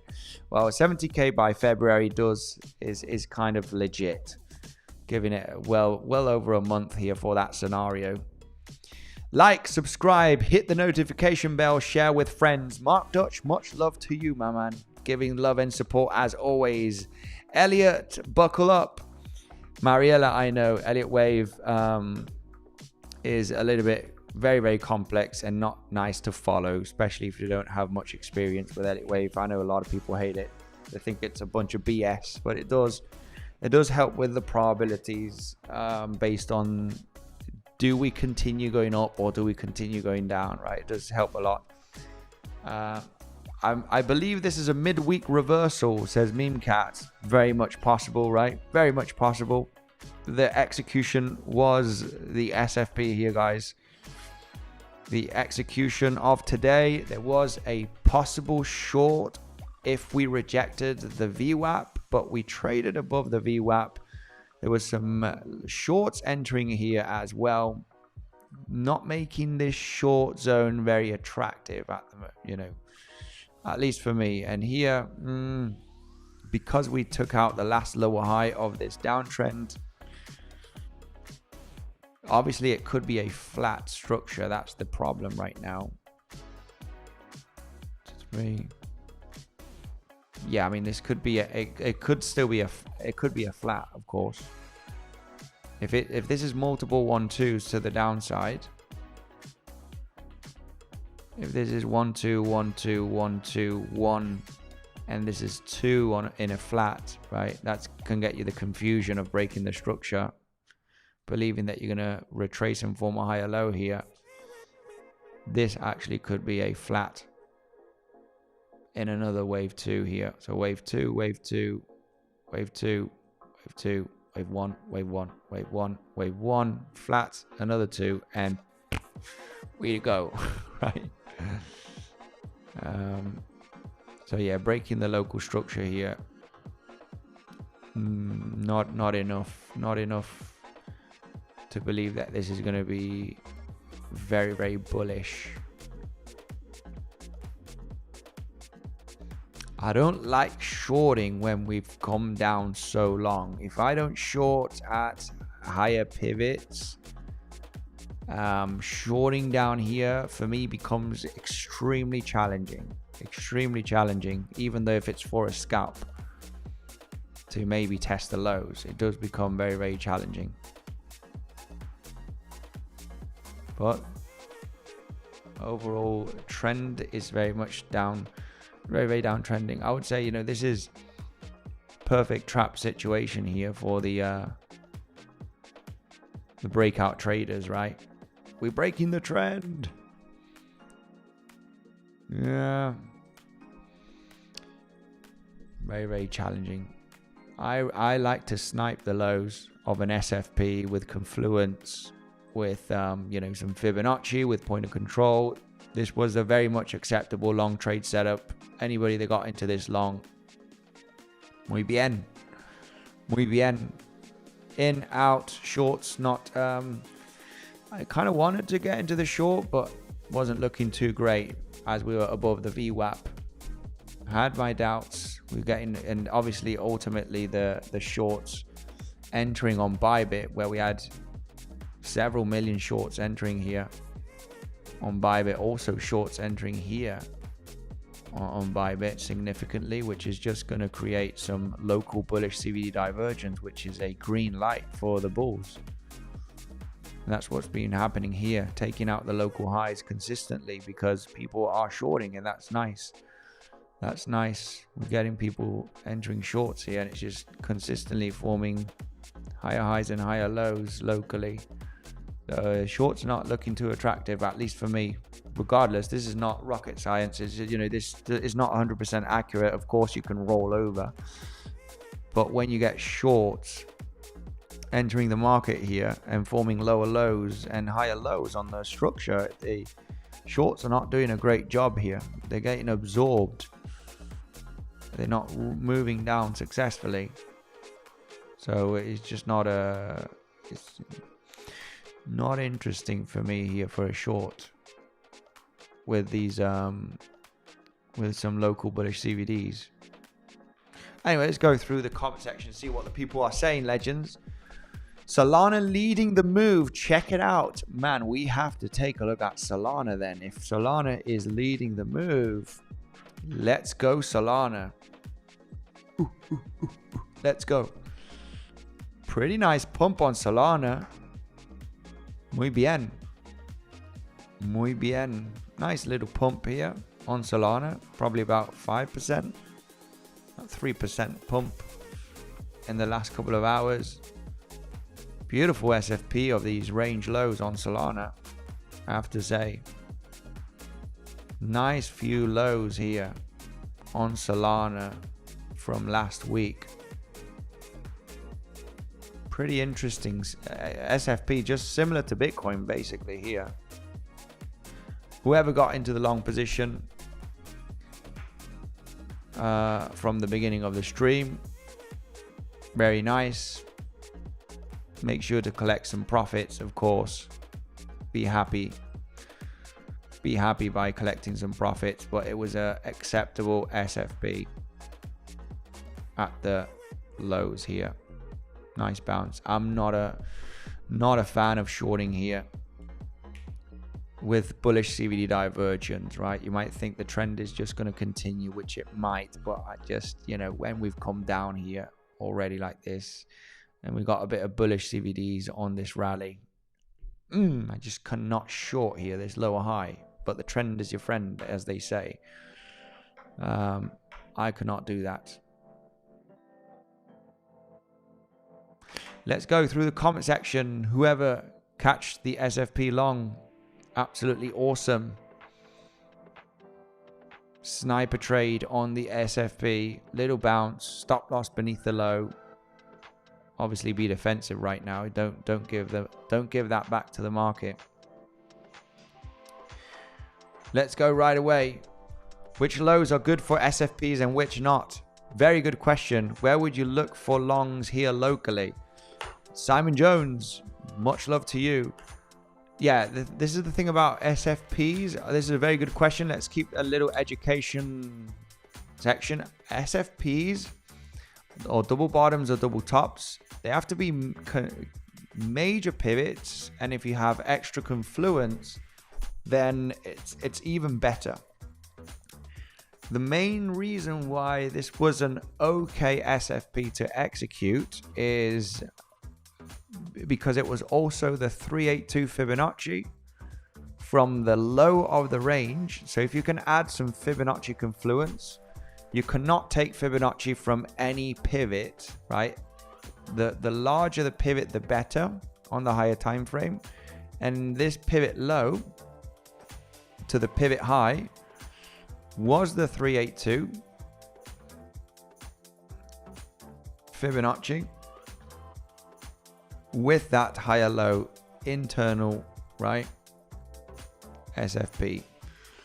If you tell me if this is a good SFP or not, I don't have much levels here, because you might say, well, that is a higher low. Can I take this SFP, right? Because you might think, well, this is an SFP. This is an SFP. Well, that's an SFP too, right?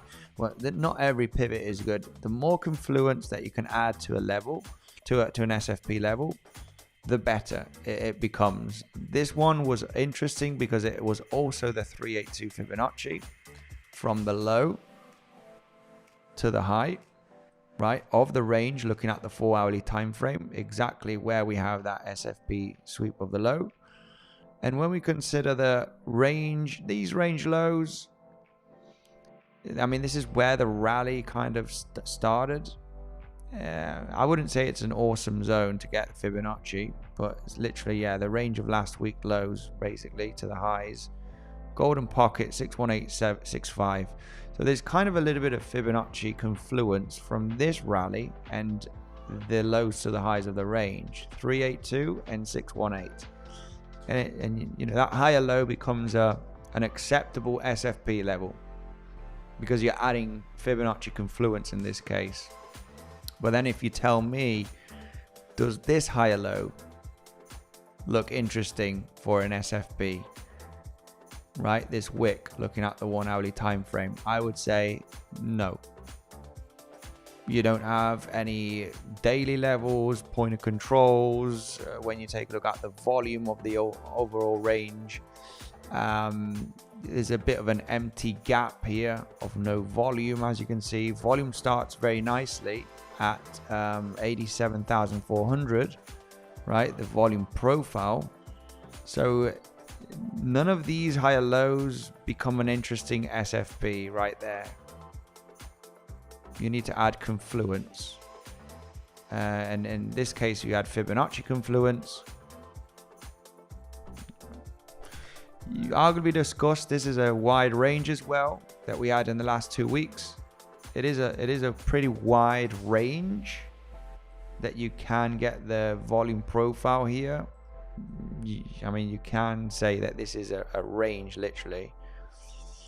You can say from this zone, literally this zone where the range starts, right, only till this little range. Then you're not counting this price action. So the fixed volume profile, when you have a wide range of a couple of weeks, basically, you get the fixed volume profile from where the range starts. I'm not counting this price action, and I'm not counting this price action. I'm only counting from the top of the candlesticks of the range where you hit the highs, so I can count these candles, and all the way to the end of the range when the volatility finishes and you break out. So when you get that fixed volume profile, also it's the value area high from this range that we had in December. And the value area high is literally also where we have that SFP level. So you can add that confluence into this. This is the value area high of this range that we had in December. It is the 382 Fibonacci from the pivot low to the pivot high. It's the golden pocket from the lows here when this rally started. That's also in there. So the more confluence that you add to a SFP level, the more attractive the SFP becomes. And when you have a higher low in this case, in no man's land, right? This is a no man's land level zone. So this SFP is not, this wick higher low is not attractive for an SFP because I can't add Fibonacci. There's no value area highs, there's no point of controls, there's no daily or weekly level. If we had a daily level just exactly at that zone, then it becomes a little bit interesting as we add the confluence. So, and then obviously you can add Elliott wave theory.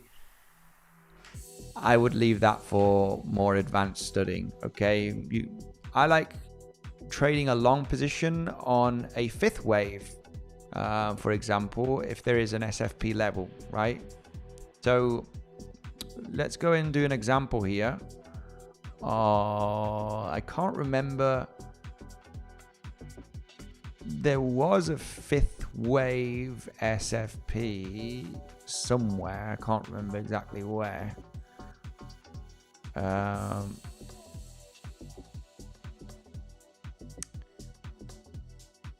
Yeah, let me just check here, just to give you an example. But literally, if you do have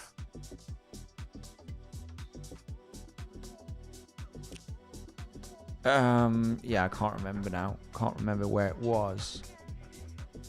There was a long setup a few weeks ago somewhere in this range, but literally when you have a 5-wave move to the downs, a 3-wave move down, high volume, you get this choppy price action, which you are looking to label as a wave 4, which most commonly rejects either at the 236, 382. I prefer 382 and 50%. Golden pocket is your invalidation from the wave 3 high to the wave 3 low. So the wave 4 usually rejects in between 236 and the 382. It's not about shorting the wave 4, because wave 4s are, this could be a 3-wave structure and then it rallies. Wave 4s are dangerous to trade. Unless you have an insane amount of confluence with point of control or whatever, right? I'm not a fan of trying to get into wave 4 because the bigger move already happened, right? You want to try and get into the wave 2 to catch the wave 3, right? Or the wave B and speculate on that to get the big move. This is only speculating to take the lows. If there is a, say, I'm just going to do this out of nowhere, right? This is coming from this is an uptrend that's happened, right? And then you get an impulse down possibly.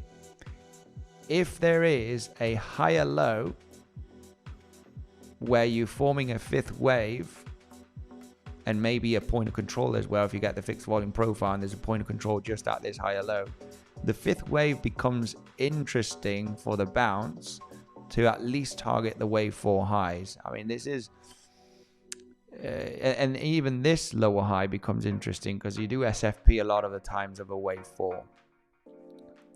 Wave 4s are nice for a SFP level if you can detect that 5-wave structure.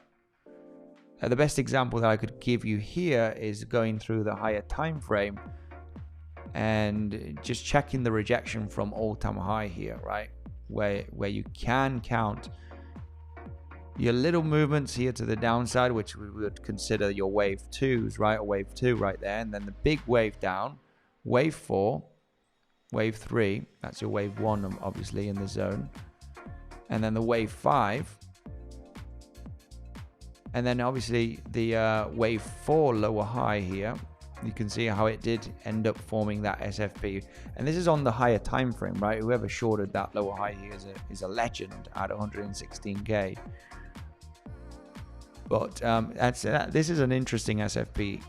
Range highs on the higher time frame. This is a swing short. This is the 4-hourly time frame.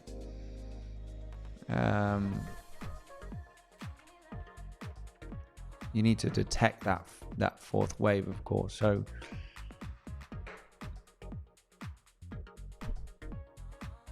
So anyway, just a little bit of, somebody asked about which SFPs are good. The ones that you can add extra confluence regardless if it's Fibonacci, if it's a daily level, if it's a weekly, a monthly, a point of control, or literally looking for a fifth wave to finish on, looking at Elliott wave theory, right, to create that bounce, right? If we would have formed, this is very, very messy structure. When we consider Elliott wave theory here, it's a lot of noise. This could be multiple 1-2s, and it ends up breaking down. There could be a flat developing here, and it just breaks down here tonight. It could be a WXY. It's very, very messy, very, very messy. But if this would have been a clean move, right? You got a move down here, the bounce, and then a big strong move to the downside, a bounce, and then you get the next strong move.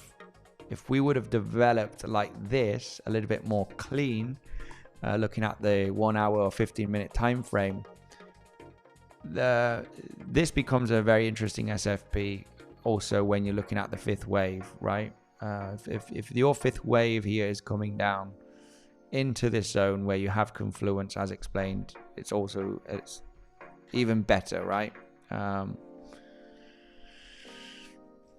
Just a little tips and tricks and little things, right?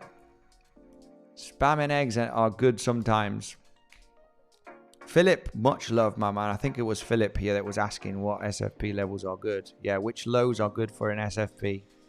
The ones that have more confluence, right? The ones that you can add confluence and add, if you can combine Elliott wave theory as well. But yeah, confluence is enough. This long was not taken based on Elliott wave theory. This long trade that we talked about on the stream, this SFP was not based on Elliott wave theory at all. It's just a confluence area with Fibonacci, and we only literally looking at a target, a little scalp to the VWAP. Leave some open always, just because this kind of level, I want to leave a little bit open of that trade, because there is an Elliott wave scenario that could form a higher low in this region where you're looking at maybe a zigzag here. It's a little bit of wishful thinking, but there is a possibility. That is enough reasons for me to leave some of that long trade open. It's enough reasons. That would be this this one right over here, where you have a zigzag in W, complex correction in wave X, finishing in a WXY triangle, and maybe a zigzag could happen from here.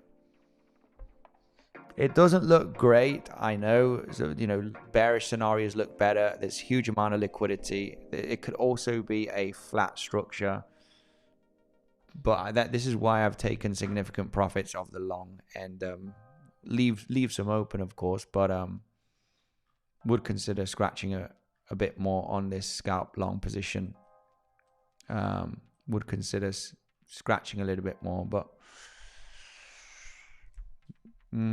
it's enough reason, that Elliott wave scenario, to maybe leave some open, just a little bit, 30%, 40%, whatever you're happy with.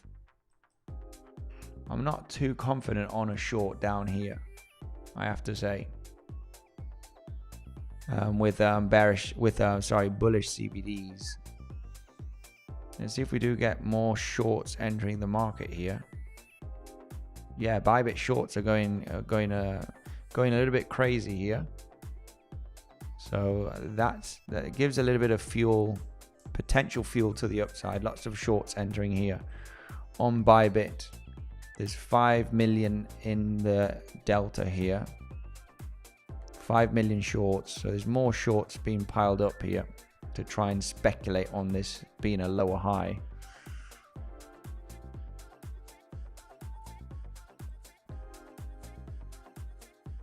Looks like it wants to roll over. Wants to roll over. Anyway, let's go through the big thank you. I enjoy education always. Philip, much love to you. Cup in handle. Sammy Cup in handy, that is, right? Sammy Cup in handy. Mariella, Mark Dutch. Much love to both of you. Moderators giving love and power. Guys, tomorrow is an important day because we are announcing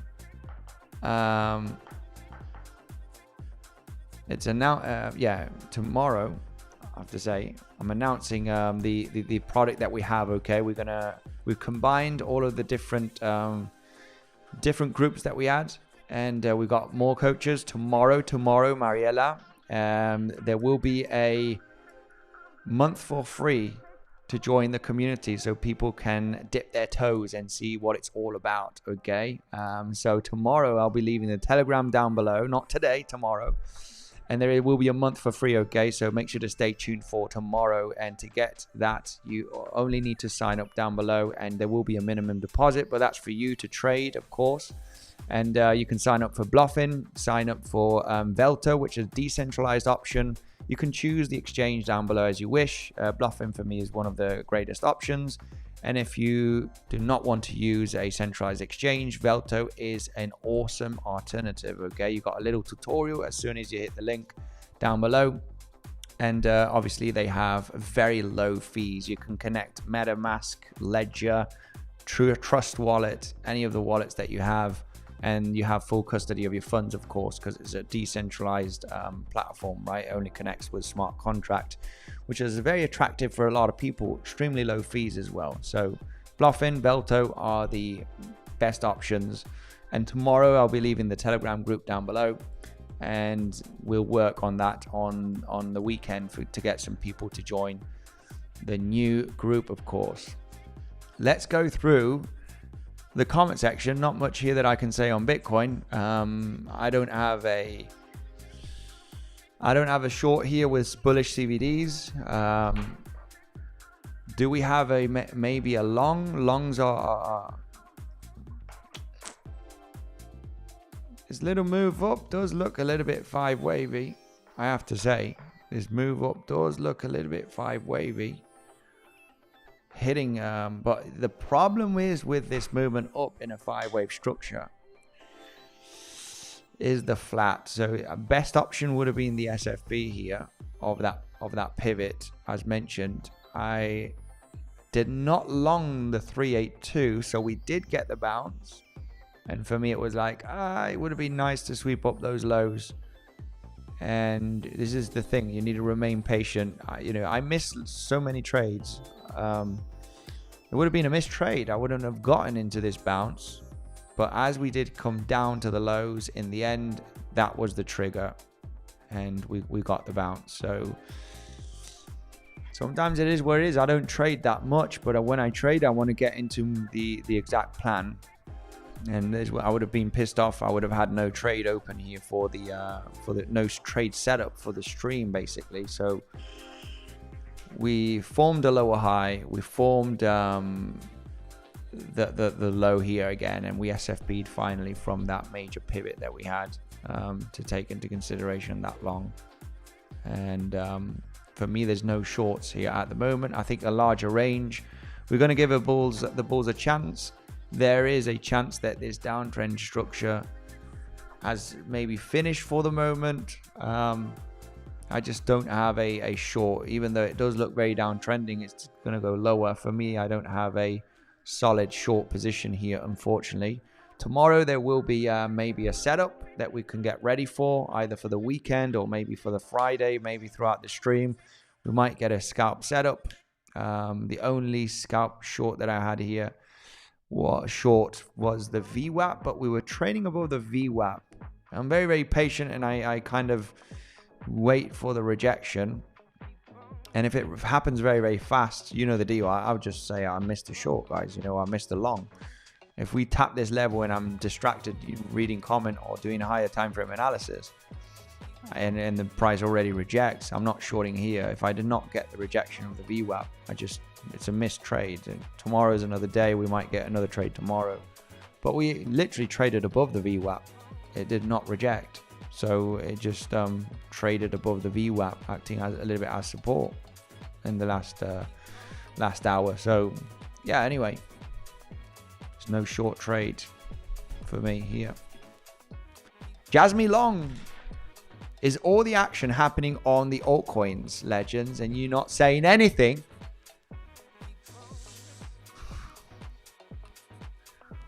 Que me cabreo, eh? Que me voy a enfadar, eh? What a nice pump here on Jasmine.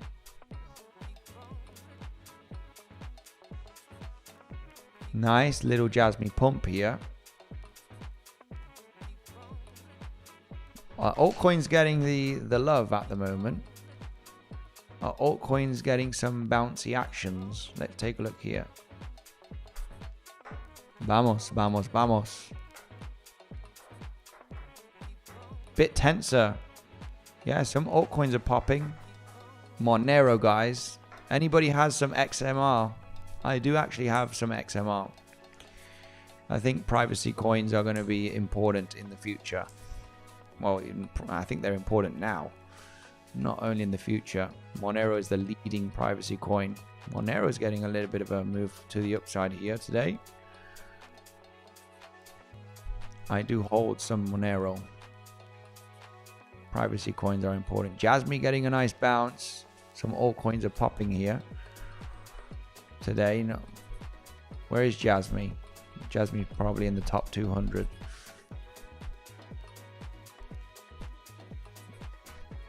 Tau getting a bit of move too. Let's go through the comment section and see what's going on with my legends. Oh, don't say that. Mariella calling me out here for a bad altcoin that I bought, that I said I was buying I'm done with alts, even with Ethereum. Yeah, I literally not taking a look at alts, really. Just looking for intraday setups on Bitcoin. Intraday, maybe swings, possibly if we can swings, but the idea is to look for intraday setups on the stream. But yeah, nobody cares about Jasmine or alts here. We are here. We are BTC boys and girls. You're damn right, my man. Meme cat. I'm usually not a fan of altcoins. Not a fan of altcoins. I really focus mainly on Bitcoin. As you know, we are Bitcoin streamers here. Bitcoin TA and traders. We look for setups on Bitcoin. But yeah. Sui is kind of attractive. I do hold short as well. Doesn't to the toilet.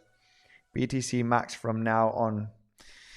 Yeah, I got hurt on Sora Network. This had a major inflation problem. It was insane on their token. I literally lost about $15,000 or so. I'm not sure how much, but somewhere in the range of $10,000 to $20,000 on this coin. Holy crap. This one literally went to zero. It literally, holy smokes, look at this. The coins don't even fit on CoinGecko. Look at this. How crazy is that? You know, it's even going through the chart.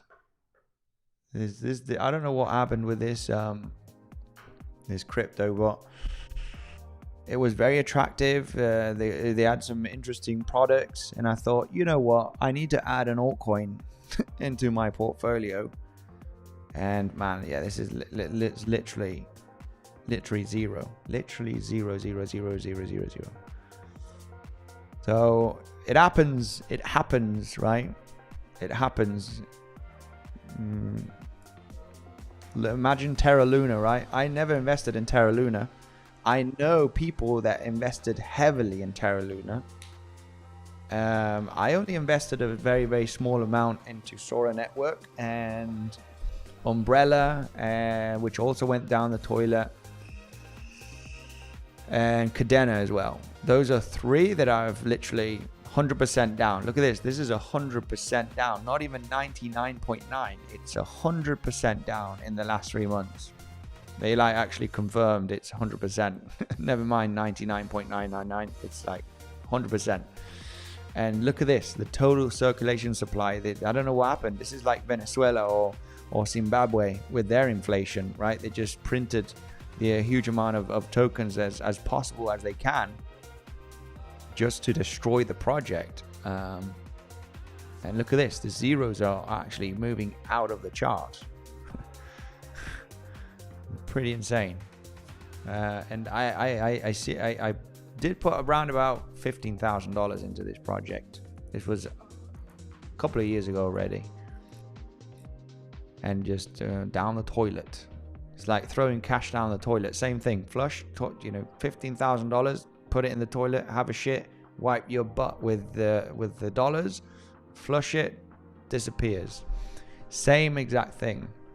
But the important thing is, you always need you diversify into a few altcoins, right? One of them might do the 100x, and that's not the case for me, at least in this cycle. I did very well in the previous cycle with altcoins. This cycle, not that well.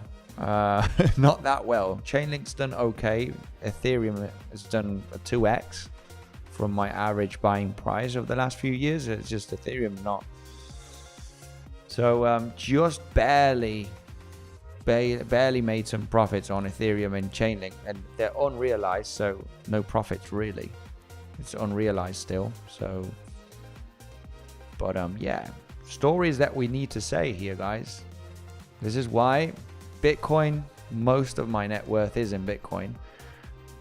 Did take profits, do have some cash. We did talk about profit taking at all-time high on Bitcoin. This was important for any spot buyers, spot lovers that don't sell ever and only accumulate.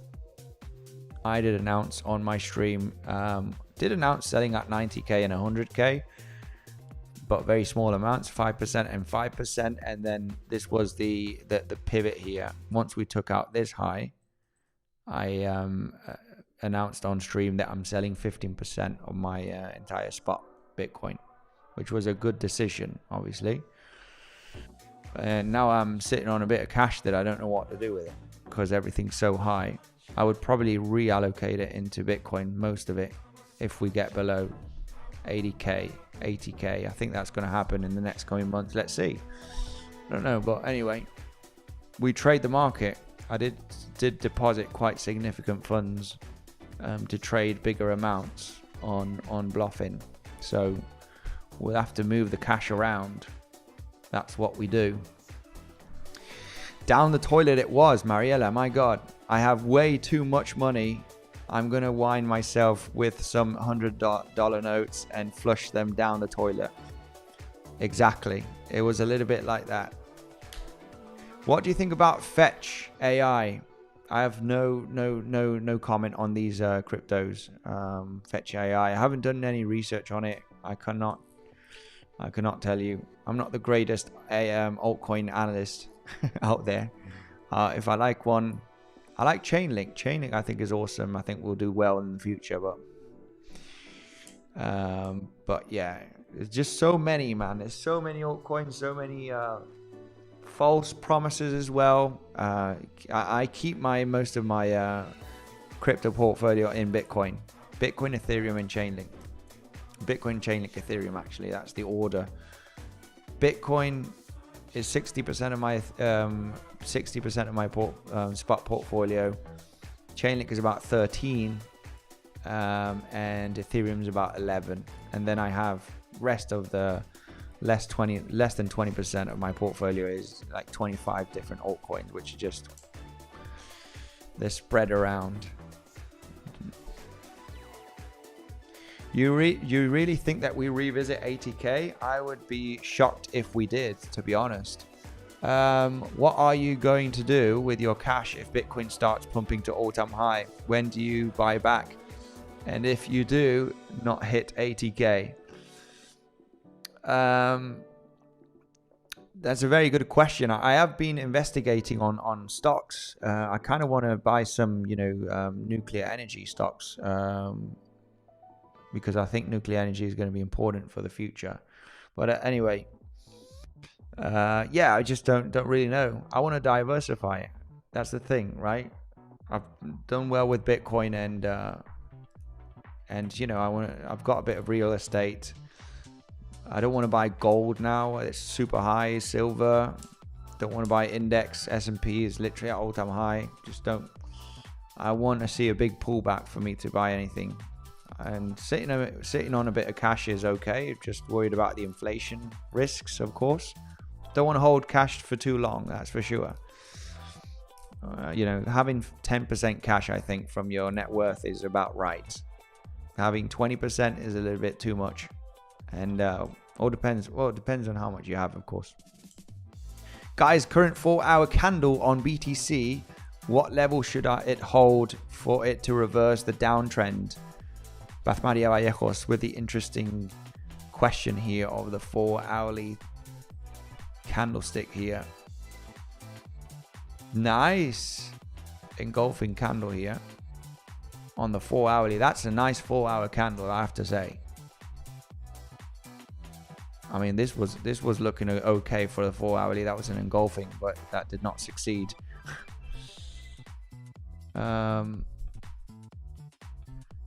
Yeah, not much. I need a little bit of a range to be formed. I'm not interested in any shorts, guys. Today we looked for shorts and longs. The lows were hit first, then we bounced at the VWAP. The VWAP was not holding as resistance. We broke a little bit of the local downtrend. When we consider the structure, we get in bullish CVD divergence here. There is people shorting the market with this bounce on Bybit, and that is just making this bounce possibly a little stronger. And not interested myself in any shorts at this zone.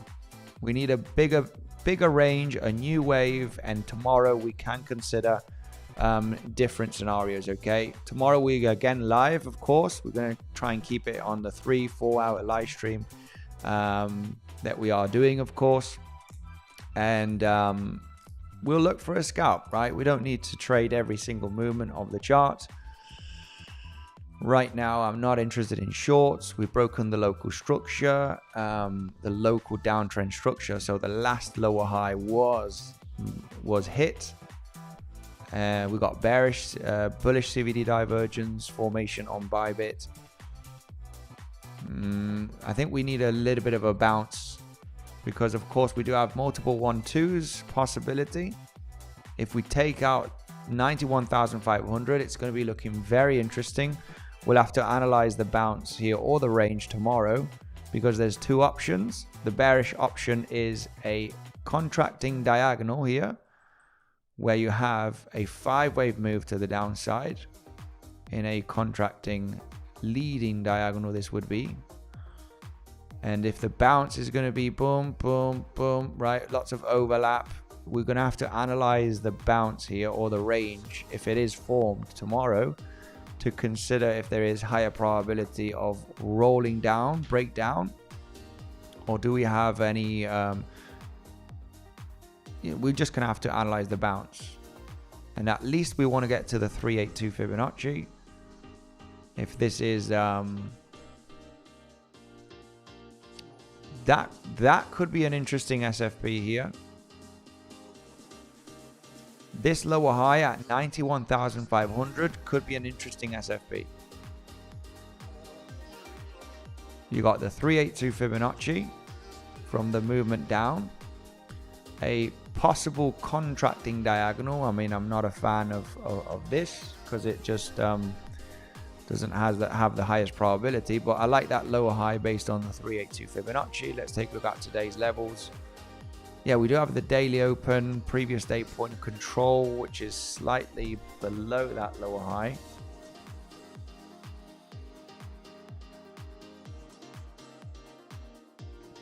Let me just take a look at the session volume profile here to take a look at yesterday's levels. Yeah, it might be a little SFP. Little SFP would have been nice for this point of control to be exactly. We do have a high volume node here. Would have been nice to see yesterday's point of control actually here. It is a high volume node regardless. Interesting little scalp short here. This could be a nice little scalp short. SFP at $91,550. You can consider it just as a scalp, not, you got point of control here, you got a high volume node, so it might just move $500-600. Might be a little movement, might form a higher low and then go higher. But there is a good SFP. 382, a bit of volume from yesterday in that zone. Second point of control if you wish, but I would only treat it as a scalp short. I mean, with the potential of going lower, but it just gives you a good entry and a good stop loss. What else? Yeah, I mean, the bearish case scenario for the next coming days would be forming a corrective bounce. So you might get a zigzag, you correct down, and then you might get a flat here, lots of overlap. WXY, there's nothing bullish about this movement, and shorts are going to be looking very, very interesting to try and spot. Somewhere we'll try and identify, looking for the shorts. Weekend's coming up, so it's very common to form a range throughout the weekend, and the weekend might form that range just to be corrective to then only break down next week, right? So we'll see tomorrow the different scenarios depending on what happens tonight. On the live stream, I will have some things ready on this local movement down, but diagonal here is one option. Depending on how the price develops, if it is going to want to rally here, we do not SFP, we continue to the upside, it gets a bit punchy, and we correct throughout the weekend, right? We can say, well, I'll get ready the WXY, but there is a possible WXY fitted here, which is very complex. You have a zigzag down, a running triangle here for your wave X, and then a zigzag down in your wave Y that did actually hit the one-to-one extension. This is something that you can consider as well as a good for an SFP, because it literally tapped the one-to-one extension. If you're counting this as a double zigzag, you got a zigzag down and a little bit of a complex triangle here, because you got a big rally in your A wave, but then higher low, lower high, higher low, lower high. You need 5 waves in a triangle, and you can fit 5 waves here. That gives you the possible X wave, and then move down, bounce, and move down for that zigzag. And if you get the fib extension from this pivot to this lower high, which would be your X wave, your one-to-one is sitting exactly at $89,300. And that's literally where you have that SFP level. So, I mean, that would have added even more confluence for that SFP. So, that was interesting here. We can consider that maybe this is a correction. Maybe it is a correction down. So depending on how we develop tomorrow, we can determine if the probabilities are higher for this to be a corrective move down. If we start moving up impulsively here throughout the next coming hours between today and tomorrow, then we can say that maybe we do go to 95k plus next week. If the move up is very 3-wave bound down, then you form a flat here or something. It's just very overlappy and very choppy. We will consider the contracting diagonal as potentially being the move here. in a 5-wave motive move to the downside. And what is forming here throughout this bounce is, it could be a correction if it's very overlappy as explained, right? Maybe you form a double zigzag here throughout today and tomorrow. We'll identify this depending on the price action that we form, but right now there is the potential of this movement down being finished. Not only because there is a countable diagonal, there is a countable WXY, there is a broke of downtrend structure. So you get the last lower high, last lower low, last lower high, last lower low, last lower high, last lower low.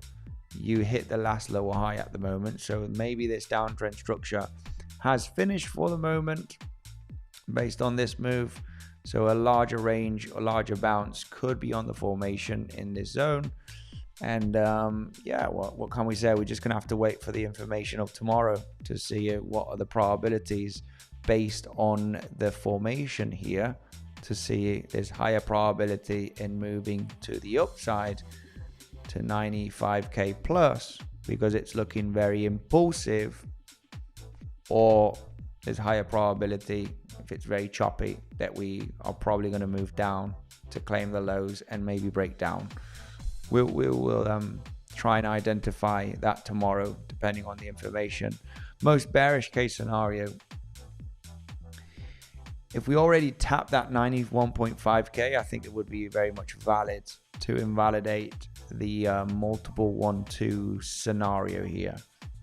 This multiple 1-2 doesn't look good at all because your second wave one is just super long compared to the first one. So I just don't like this one. And if you hit that 91.5k, I would say that this is multiple 1-2s is not what we're looking at. It's either going to be that finished WXY or it's going to be that contracting diagonal, one of the two. And depending on the information that we get here in the next 24 hours, 24 to 48 hours, we will see if it's corrective or impulsive to determine the probabilities. Do we take out 95k or do we break down the lows? We will know depending on that information. So far, no shorts as explained, not interested. Based on the divergence, based on possible completion of a correction or a leading diagonal, break of structure, and bullish CVD divergence, long shorts entering here on Bybit, which is just fueling the uptrend, which is what we want to see, which is good. And we maintain some of that long trade setup from that SFP, nice SFP from the lows in the end executed here. And we're going to try and ride a little bit more to the upside. Let's see. Anybody that joined this, absolutely awesome, absolute legend. Let me know. Anybody that's interested in trading, guys, we try to look for setups here on the stream. Sometimes there's no setups. What can we say? Depending on the price action. But sometimes we will get them, right? We're going to try our best to try and get at least one setup on the stream. But we remain patient. We have levels, we create plans, and we can probably execute them here. Remember, you got bluffing, great exchange. You get VIP1, guys, if you're new to bluffing on the sign up. So as soon as you sign up, you're getting VIP1 for 30 days, which reduces your fees extremely, guys. And of course, you got the deposit bonus of $1,000. You deposit 10k, you're getting $1,000. And as you trade, you'll be getting airdrops as well, as you can see here. That's the first link down below, or Velto. And remember, tomorrow I'll be leaving my Telegram down below. We are launching the new product, which is a combination of all the groups with coaches, with setups and all sorts. And there is a month for free. All right. I'm already saying that. I'm already giving the teaser. But to get that month for free, you need to either sign up to Bluffin or sign up to Velto, right? Connect to Velto. And tomorrow we'll be leaving the Telegram down below, okay, so we can get the people joining up. All right, minimum deposit just for you to trade, of course, and see if you like the trading community, which is what we've been getting together here throughout the last few months. Bang, Mariela, much love to you. Tomorrow, mañana, Friday. We're going to launch it for the weekend, of course, so we can get all the people in that want to join. Bulls dropping hammer today, boss. Bulls dropping hammer. Maybe, puede ser, a lo mejor, maybe. Previous day value area low, that's something nice to see. We got a little rejection from previous day value area low, but however, there was a lot of people entering shorts, and that's what we see on the data. The more shorts that enter on this rally, the higher we can go, right? It seems like it kind of looks like it doesn't make sense, because you might think, well, doesn't shorting the market mean that price should drop? But the shorts are small, right? They're fish. And of course, we as fish just provide liquidity for the bigger players, right? And on, we got about 10 million short positions entering here. And this is just small amounts. This ain't pushing the price down. It's just market makers are going to eat up the shorts, which is what it's been doing, of course, in the last hour. It's just slightly moving to the upside a bit more. We got above the previous day value area low, and that means also one thing: getting acceptance back inside of the previous value zone means that there is some kind of strength going on here. Previous day value zone, we're back above it. We did get one little rejection on the bounce up here. So you can see previous day value area low. Did get a little rejection. But as there were shorts entering here, bullish CVD divergence, we popping inside of the range. And that's a good sign. This has the potential, of course, to go to the value area high, which is at 91.9K. Getting acceptance inside of the previous day value zone means that you can get to the previous day value area high. You got a few first levels of resistance, which is the daily open and the previous day point of control, which is sitting at 91.2K area. That could be a little rejection point of control and daily open. But I think we're just going to form a larger range here. I'm not interested in doing anything at the moment. I'm happy to hold on that long from the SFP of the lows provided in the beginning of the stream, and just happy to ride that little scalp long to see if it does manage to make a little bit of more profits in the next coming days.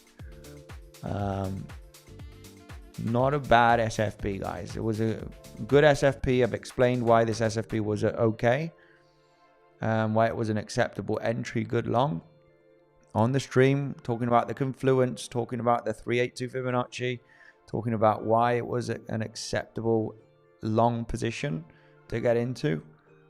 A lot of Fibonacci confluence, also coming to the conclusion of the value area high, of course, of the range of December also. Hang on a minute. Wrong tool, not VWAP.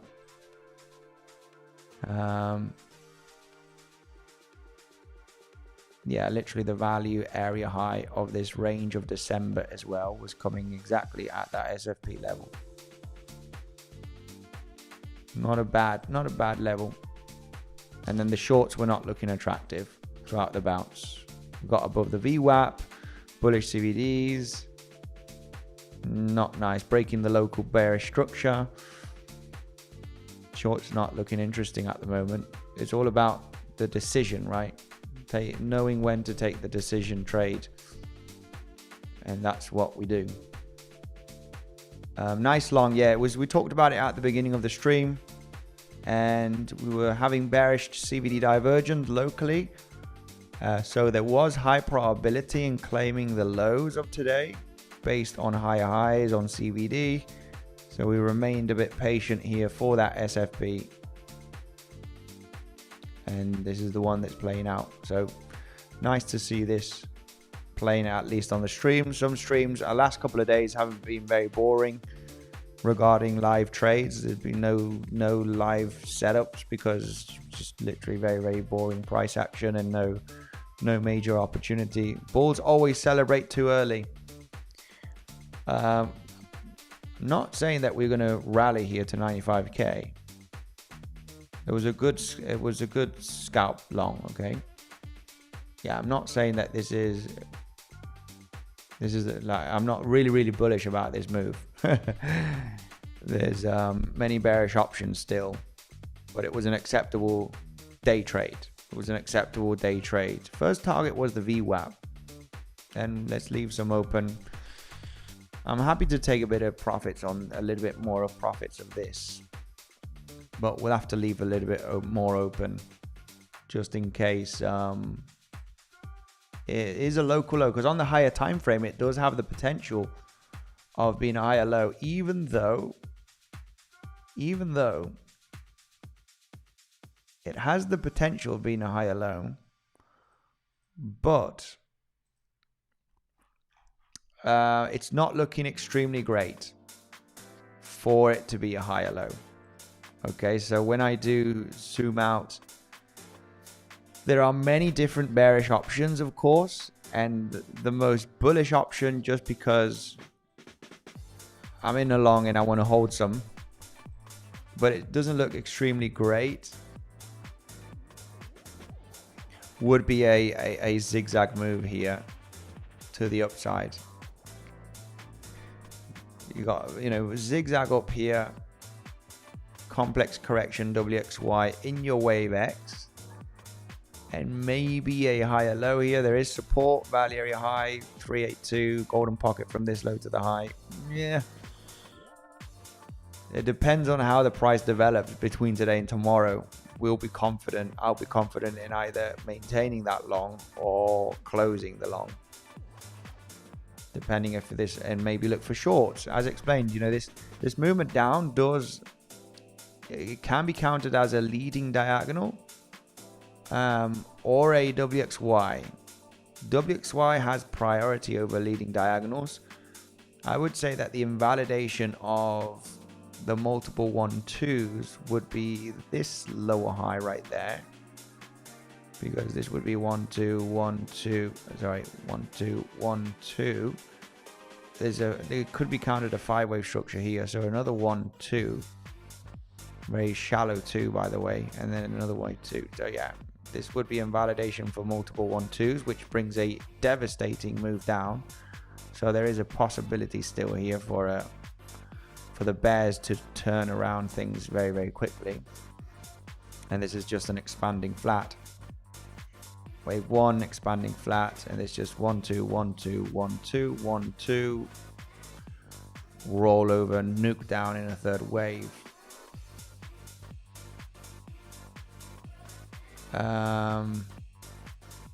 Yeah, you might think, well, that would make an attractive short, but yeah, no major pivot, we're back inside of the previous day value area, and yeah, we broke local market structure.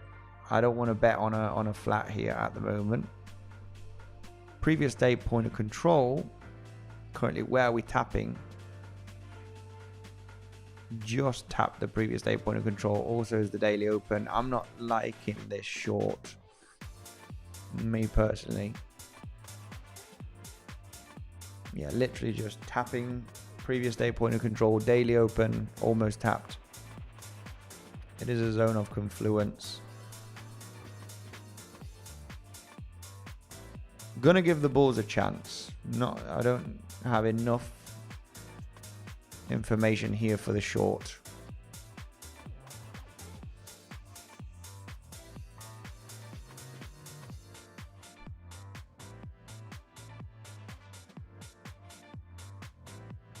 Yeah, but anyway, that would be your invalidation literally for the multiple 1-2s.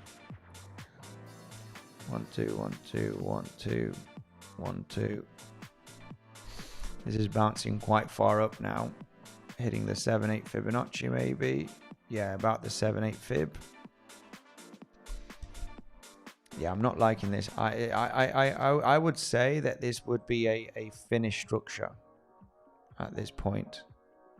And what we are going to see here is something completely different from this movement down. Either a strong move up or a rangy structure.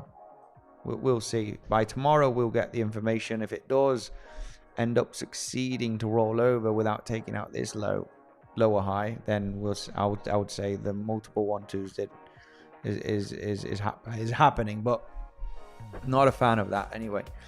Not a fan of the multiple 1-2s. It just looks very messy. This second wave one is so longer than this one. It's just not a beautiful multiple 1-2. And there's shorts entering here on Bybit like there's no tomorrow. So yeah, lots of shorts entering the bounce here. The bears want to push the price down, and it's pumping pretty successfully, at least in the last hour. Look at this, only shorts entering the market here on Bybit. Look at the delta, it's red, 5 million, 3.1, 2.2, and it's just creating local higher highs and higher lows. You know, the more shorts that enter here, the more potential it has to just continue this momentum, at least in the short term. Andy, we are close to the daily open. Yeah, close to the daily open. Looking at a short around 91,500. We need to see if it bounces from it first. 91,500 is kind of an interesting SFP, but I would only treat it as a scalp.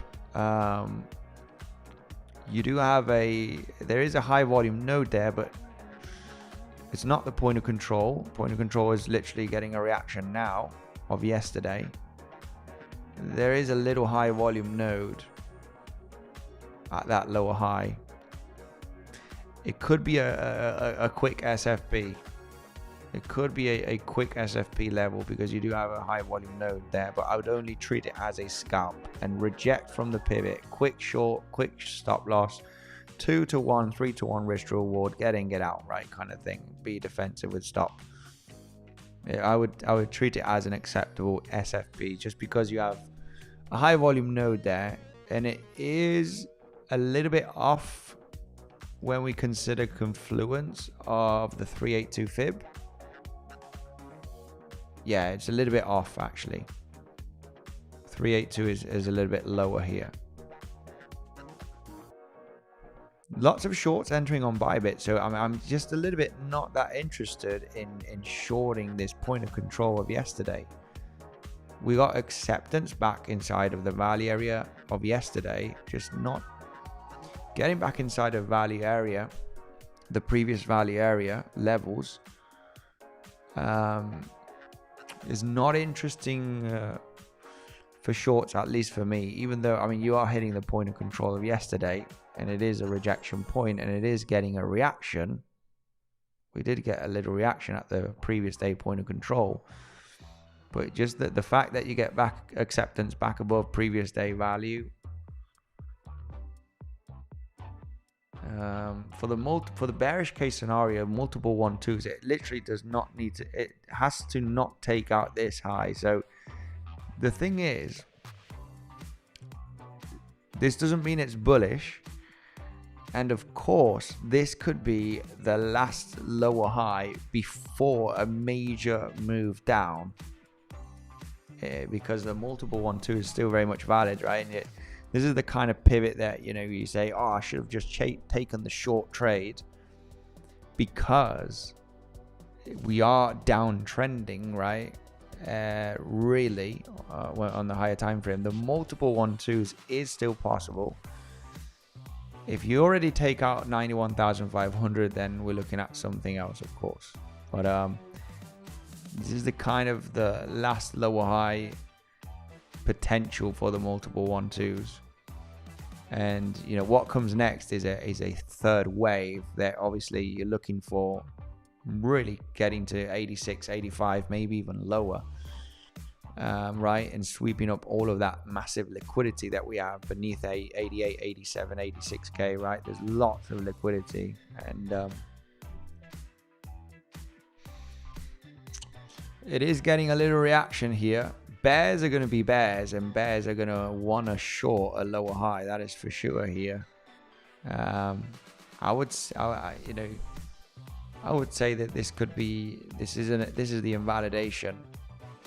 If you take that lower high, this could be a flat, because the flats break the structure, break the local bearish structure, right? Where you have lower lows, lower highs, lower lows, lower highs. And you think that this has broken the downtrend structure, but it's a flat. And, you know, you have multiple 1-2s possibility. And then it's like,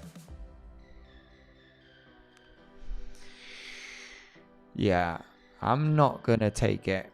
I'm going to give a little bit of hopium here I'm going to give a little bit of a chance for the bulls. I could get into a hedged small short position, less of my long. And that's what we like to do as well. We want to hedge, because I would be pissed off as I have still got some of that long position running here, and we do roll over. We form a lower high from this point, and I get stopped out without taking the rest of the profits and not entered a hedge short. At least, you know, this hedge short stop loss would be at the 91,600 level. This is resistance. Multiple 1-2s is still available. You're hitting the previous day point of control with the daily open. Yeah, maybe a little hedge short is going to be the option here. That's only if you would be in the long, because I'm in the long from that SFP of today, which was playing out nicely. You can enter with a smaller position. Well, the fact that we're not having a liquidity sweep here. There's shorts entering the market. Bybit shorts are going absolutely bananas at the moment. Look at the lower lows right now. Higher lows on price action, lower lows on CVD like there's no tomorrow. So it's just more and more coming. It's only going down as price is going up. That it just fuels the momentum to the upside. So yeah, this data is not making me confident about the price forming a lower high here. This data that we have, shorts entering the market, is just making me believe that it's not a great idea. Even though it is resistance. Previous day point of control right now. Might take a small little one. Small little shorter rado with stop loss above the 91,500.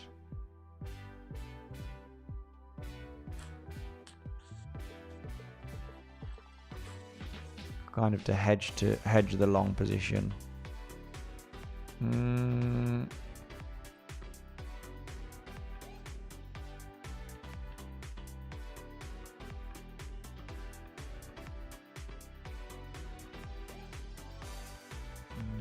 Yes, more shorts entering here.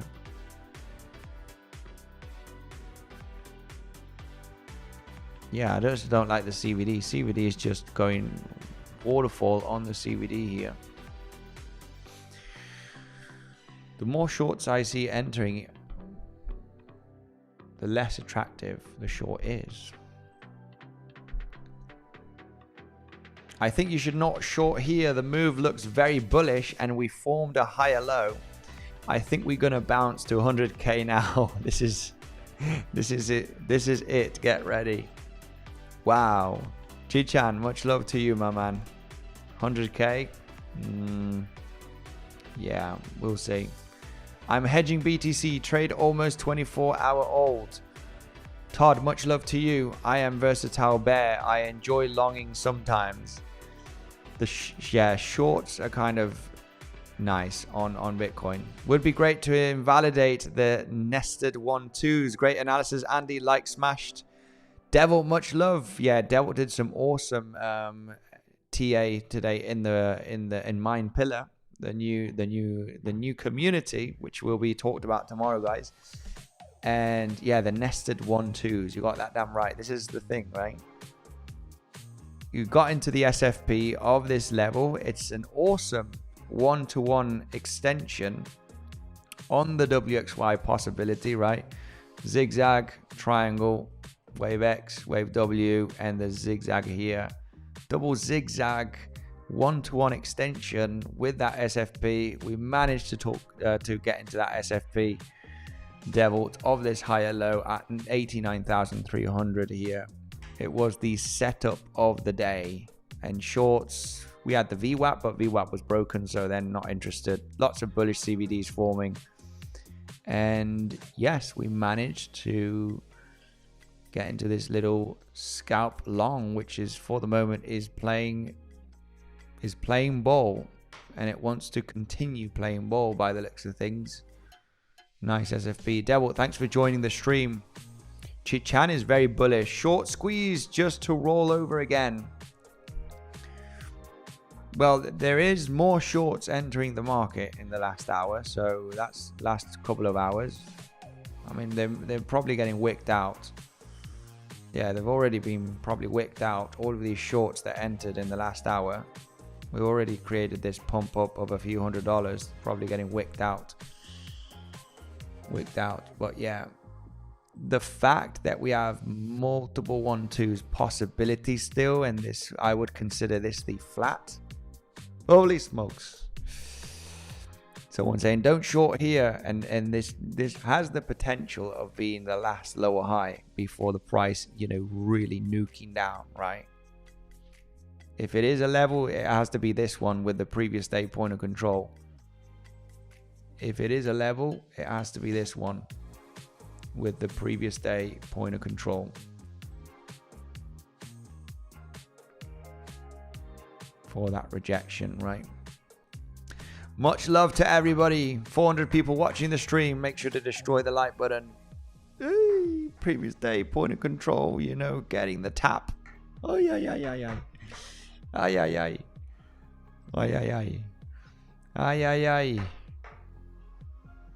I didn't catch this short. If I would have shorted, I should have shorted about 10 minutes ago. Not now. Right, as you're tapping the previous day point of control is like the bomb diggity level to short, right? Get in on the short, on the tap of the exact level. Don't short late, because then, you know, I FOMO the short and then the price, whoops. And like, oh man, why did I FOMO short? If I don't get into the exact pivot, yeah, I prefer saying, okay, I missed a short, instead of shorting the move here late. I prefer to say I missed a short. What am I going to do about it? Tomorrow's another day. Much love to everybody. Not a bad idea to scratch some profits on the long here based on the multiple 1-2s to the downside. I need to scratch a little bit more on that long position. That was a scalp long trade provided at the beginning of the stream, guys. This long SFP from the lows right over here was the trade of the day. Shorts, we broke from the VWAP, so there's no short execution.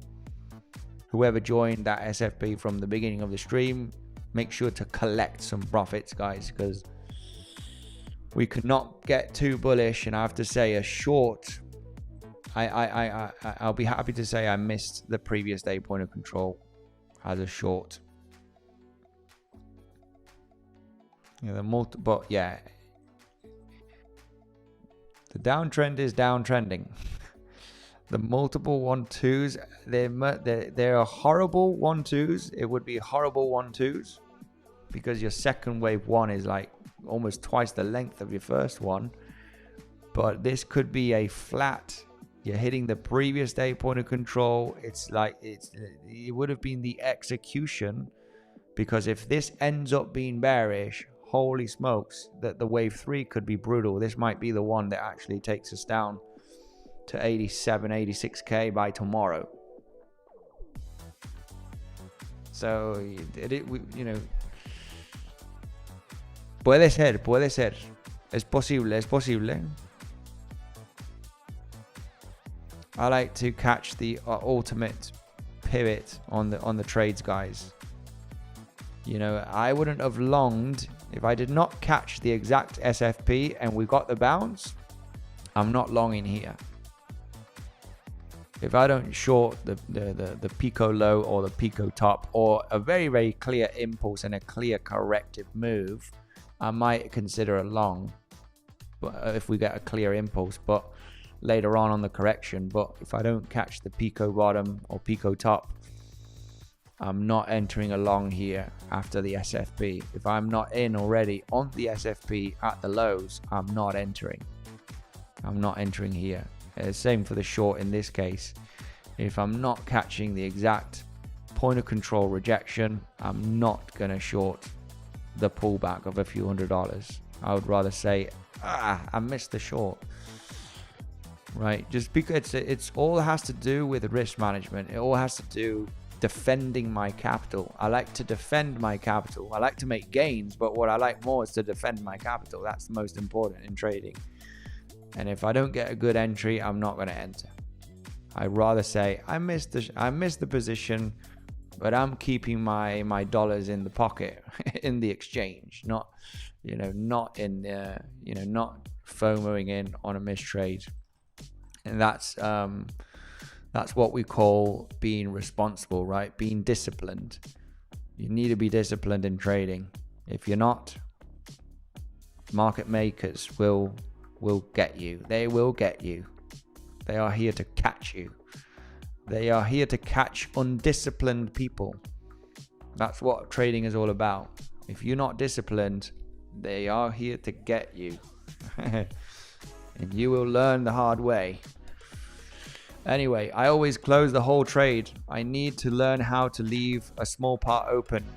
Yeah, I mean, it's always good to leave some open, and especially considering the higher time frame analysis, which I have to say, Devil knows about this scenario as well, that there is a possibility of forming a zigzag move here and take out 95k plus in like next week or so. There is the possibility, even though they're not looking great as of yet.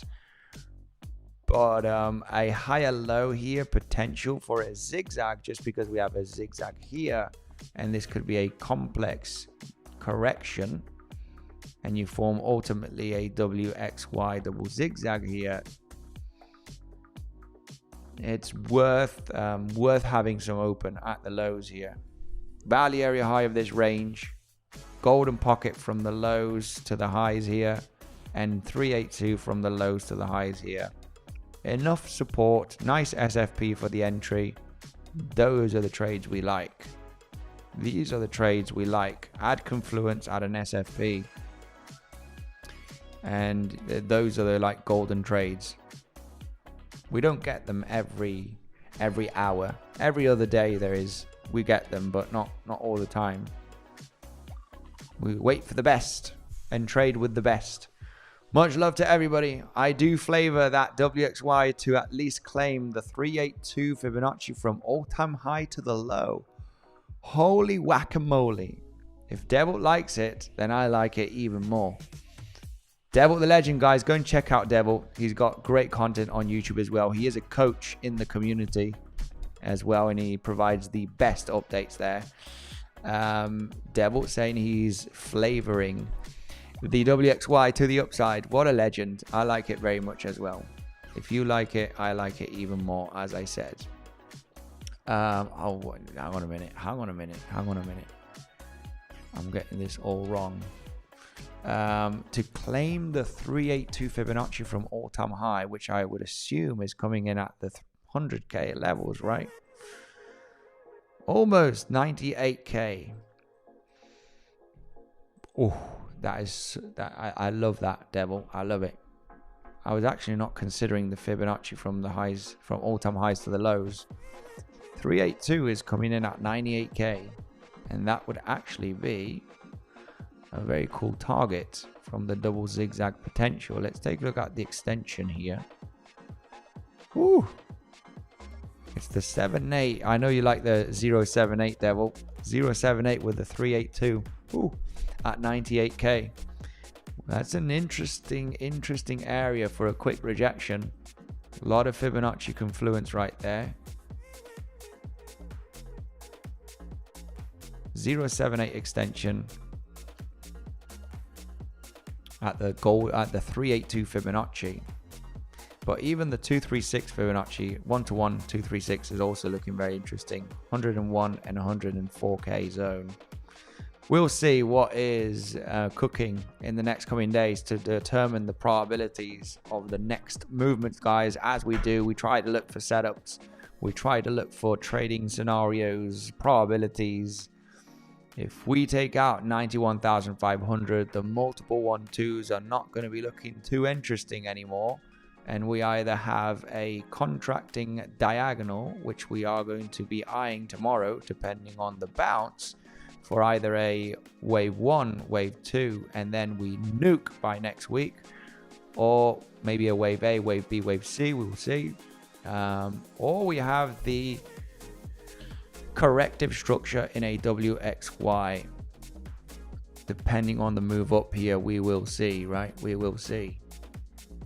Muy interesante. Devil, much love to you, my man. Absolutely awesome to have you around here in the live stream. Yes, the higher the better, says Devil. Much love. Beth Maria Vallejos, much love to you. What's Chichan saying? Today I was in a big profit in my short with entry at 91.4 and decided to not close all of it. And now I was regretting the whole pump that I didn't take all of the profits. Yeah, this happens. It happens. It happens. I try to get at least 60% of the trade out. And I like to leave a significant chunk because I also regret. And when I see the possibility of the price maybe rallying, as we mentioned, as they were also saying here, about the higher time frame zigzag potential here to the upside. There is a zigzag potential here. Even though it's a little bit of hopium, the support is so good. But I would be a little bit pissed off if I got such a good entry. I would be pissed off if I would have taken all of the profits here at the lows. Literally on the pump of $500 to $1,000. If I would have taken all the profits here, and the price decides to rally above 95k in the next coming days, I would be, kind of pissed off. But it is true. I get the point, right? If we do roll over, then you're like, oh, I should have taken all the profit. But the importance is take significant profits. And if you have a good entry, and look to hedge short as well, right? Look at pivots where you can get into a short. So at least you're hedging against that long that you did.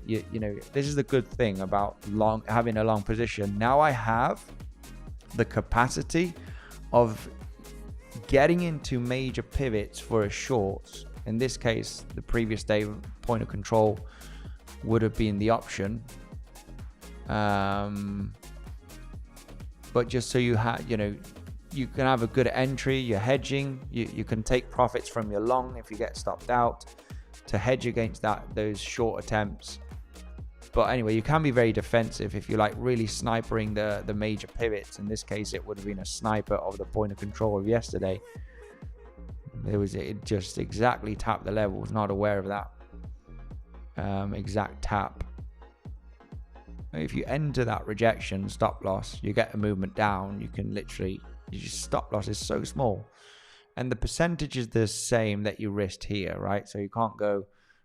You can't risk 2% on this long position and 10% on this short, because then this hedge long is not going to do anything, right? You're going to get stopped out 10% of your account, and this is not going to fix the stop loss. If it's 2% here, it's also 2% here, right? You need that's the way you need to hedge. Super important that as well, because I think a lot of people risk different percentages on each trade. You need to risk very similar percentages on every single trade, because if not, you can't scale, right? The moment you risk, 2% on one trade and then 2% on another trade, and then on one trade you decide to risk 15%, the moment that is stopped out, all of the profits that you made from your previous trades that you're risking 2%, you lose them in one trade, right? The percentages stay the same, always. And that is 1 to 3%, right? No more than 3%. That's because then you're going off the scale, right? The moment you start trading with 5-10%, it's just you're gonna lose. You're gonna lose, right? So coming back up here, I mean, if I would have, it's probably gonna get if I would have shorted this would be close to getting stopped out. This is why if we get the move down and I missed the specific level, I'm not going to short here. If I don't short the pivot, I miss it, guys, right? I miss the trade. If I don't enter the exact pivot here, I miss the trade. And if you FOMO into the short, you're exposing yourself more now for a stop loss. So if I don't catch the pivot, I'm not shorting late. I'm not entering late on the short. This would have been a stop loss for me almost at break even if I would have entered. Defend capital is the name of the game.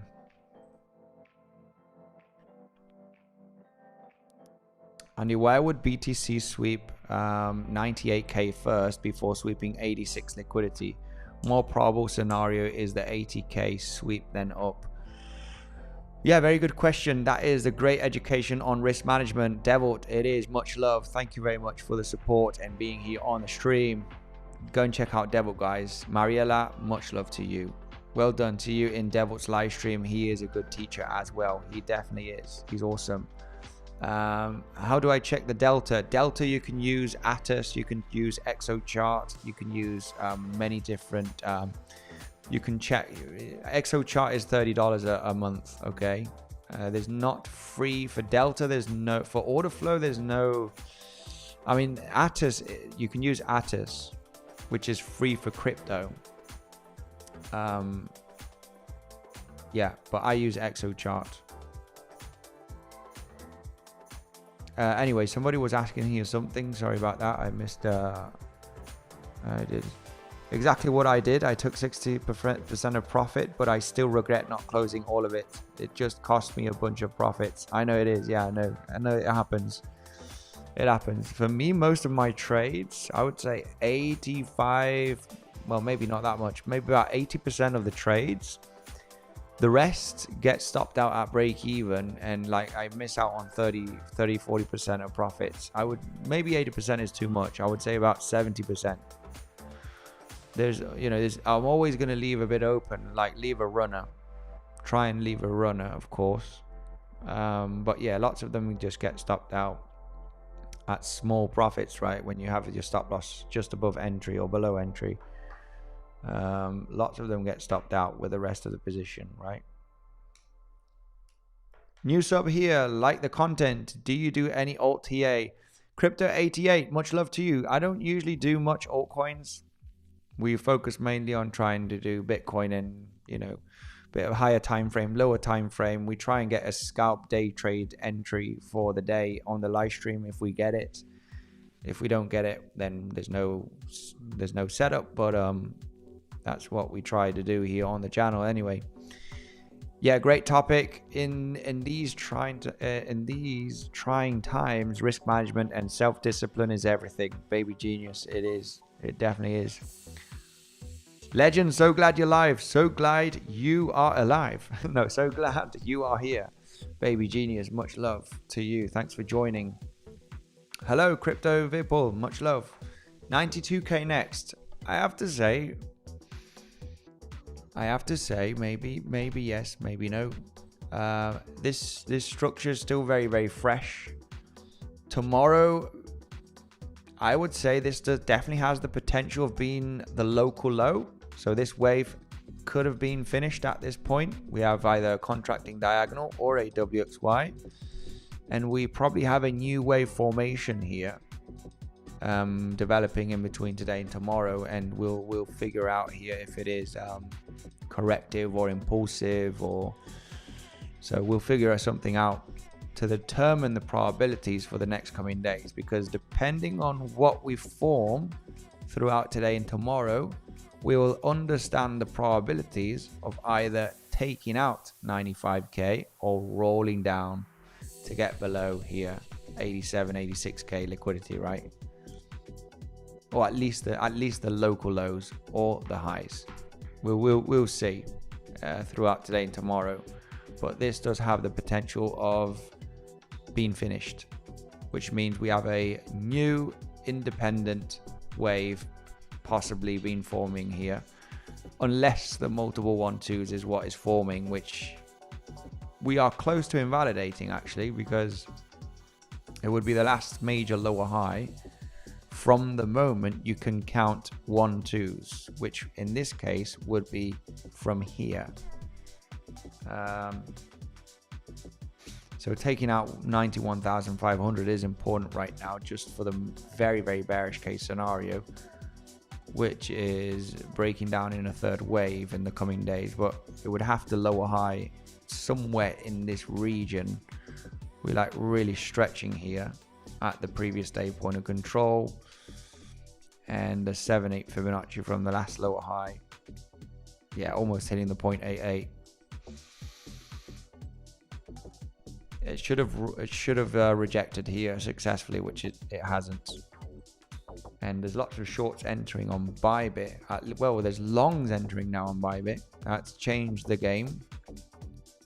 Oof, big amount of longs entering here, but with open interest increasing drastically.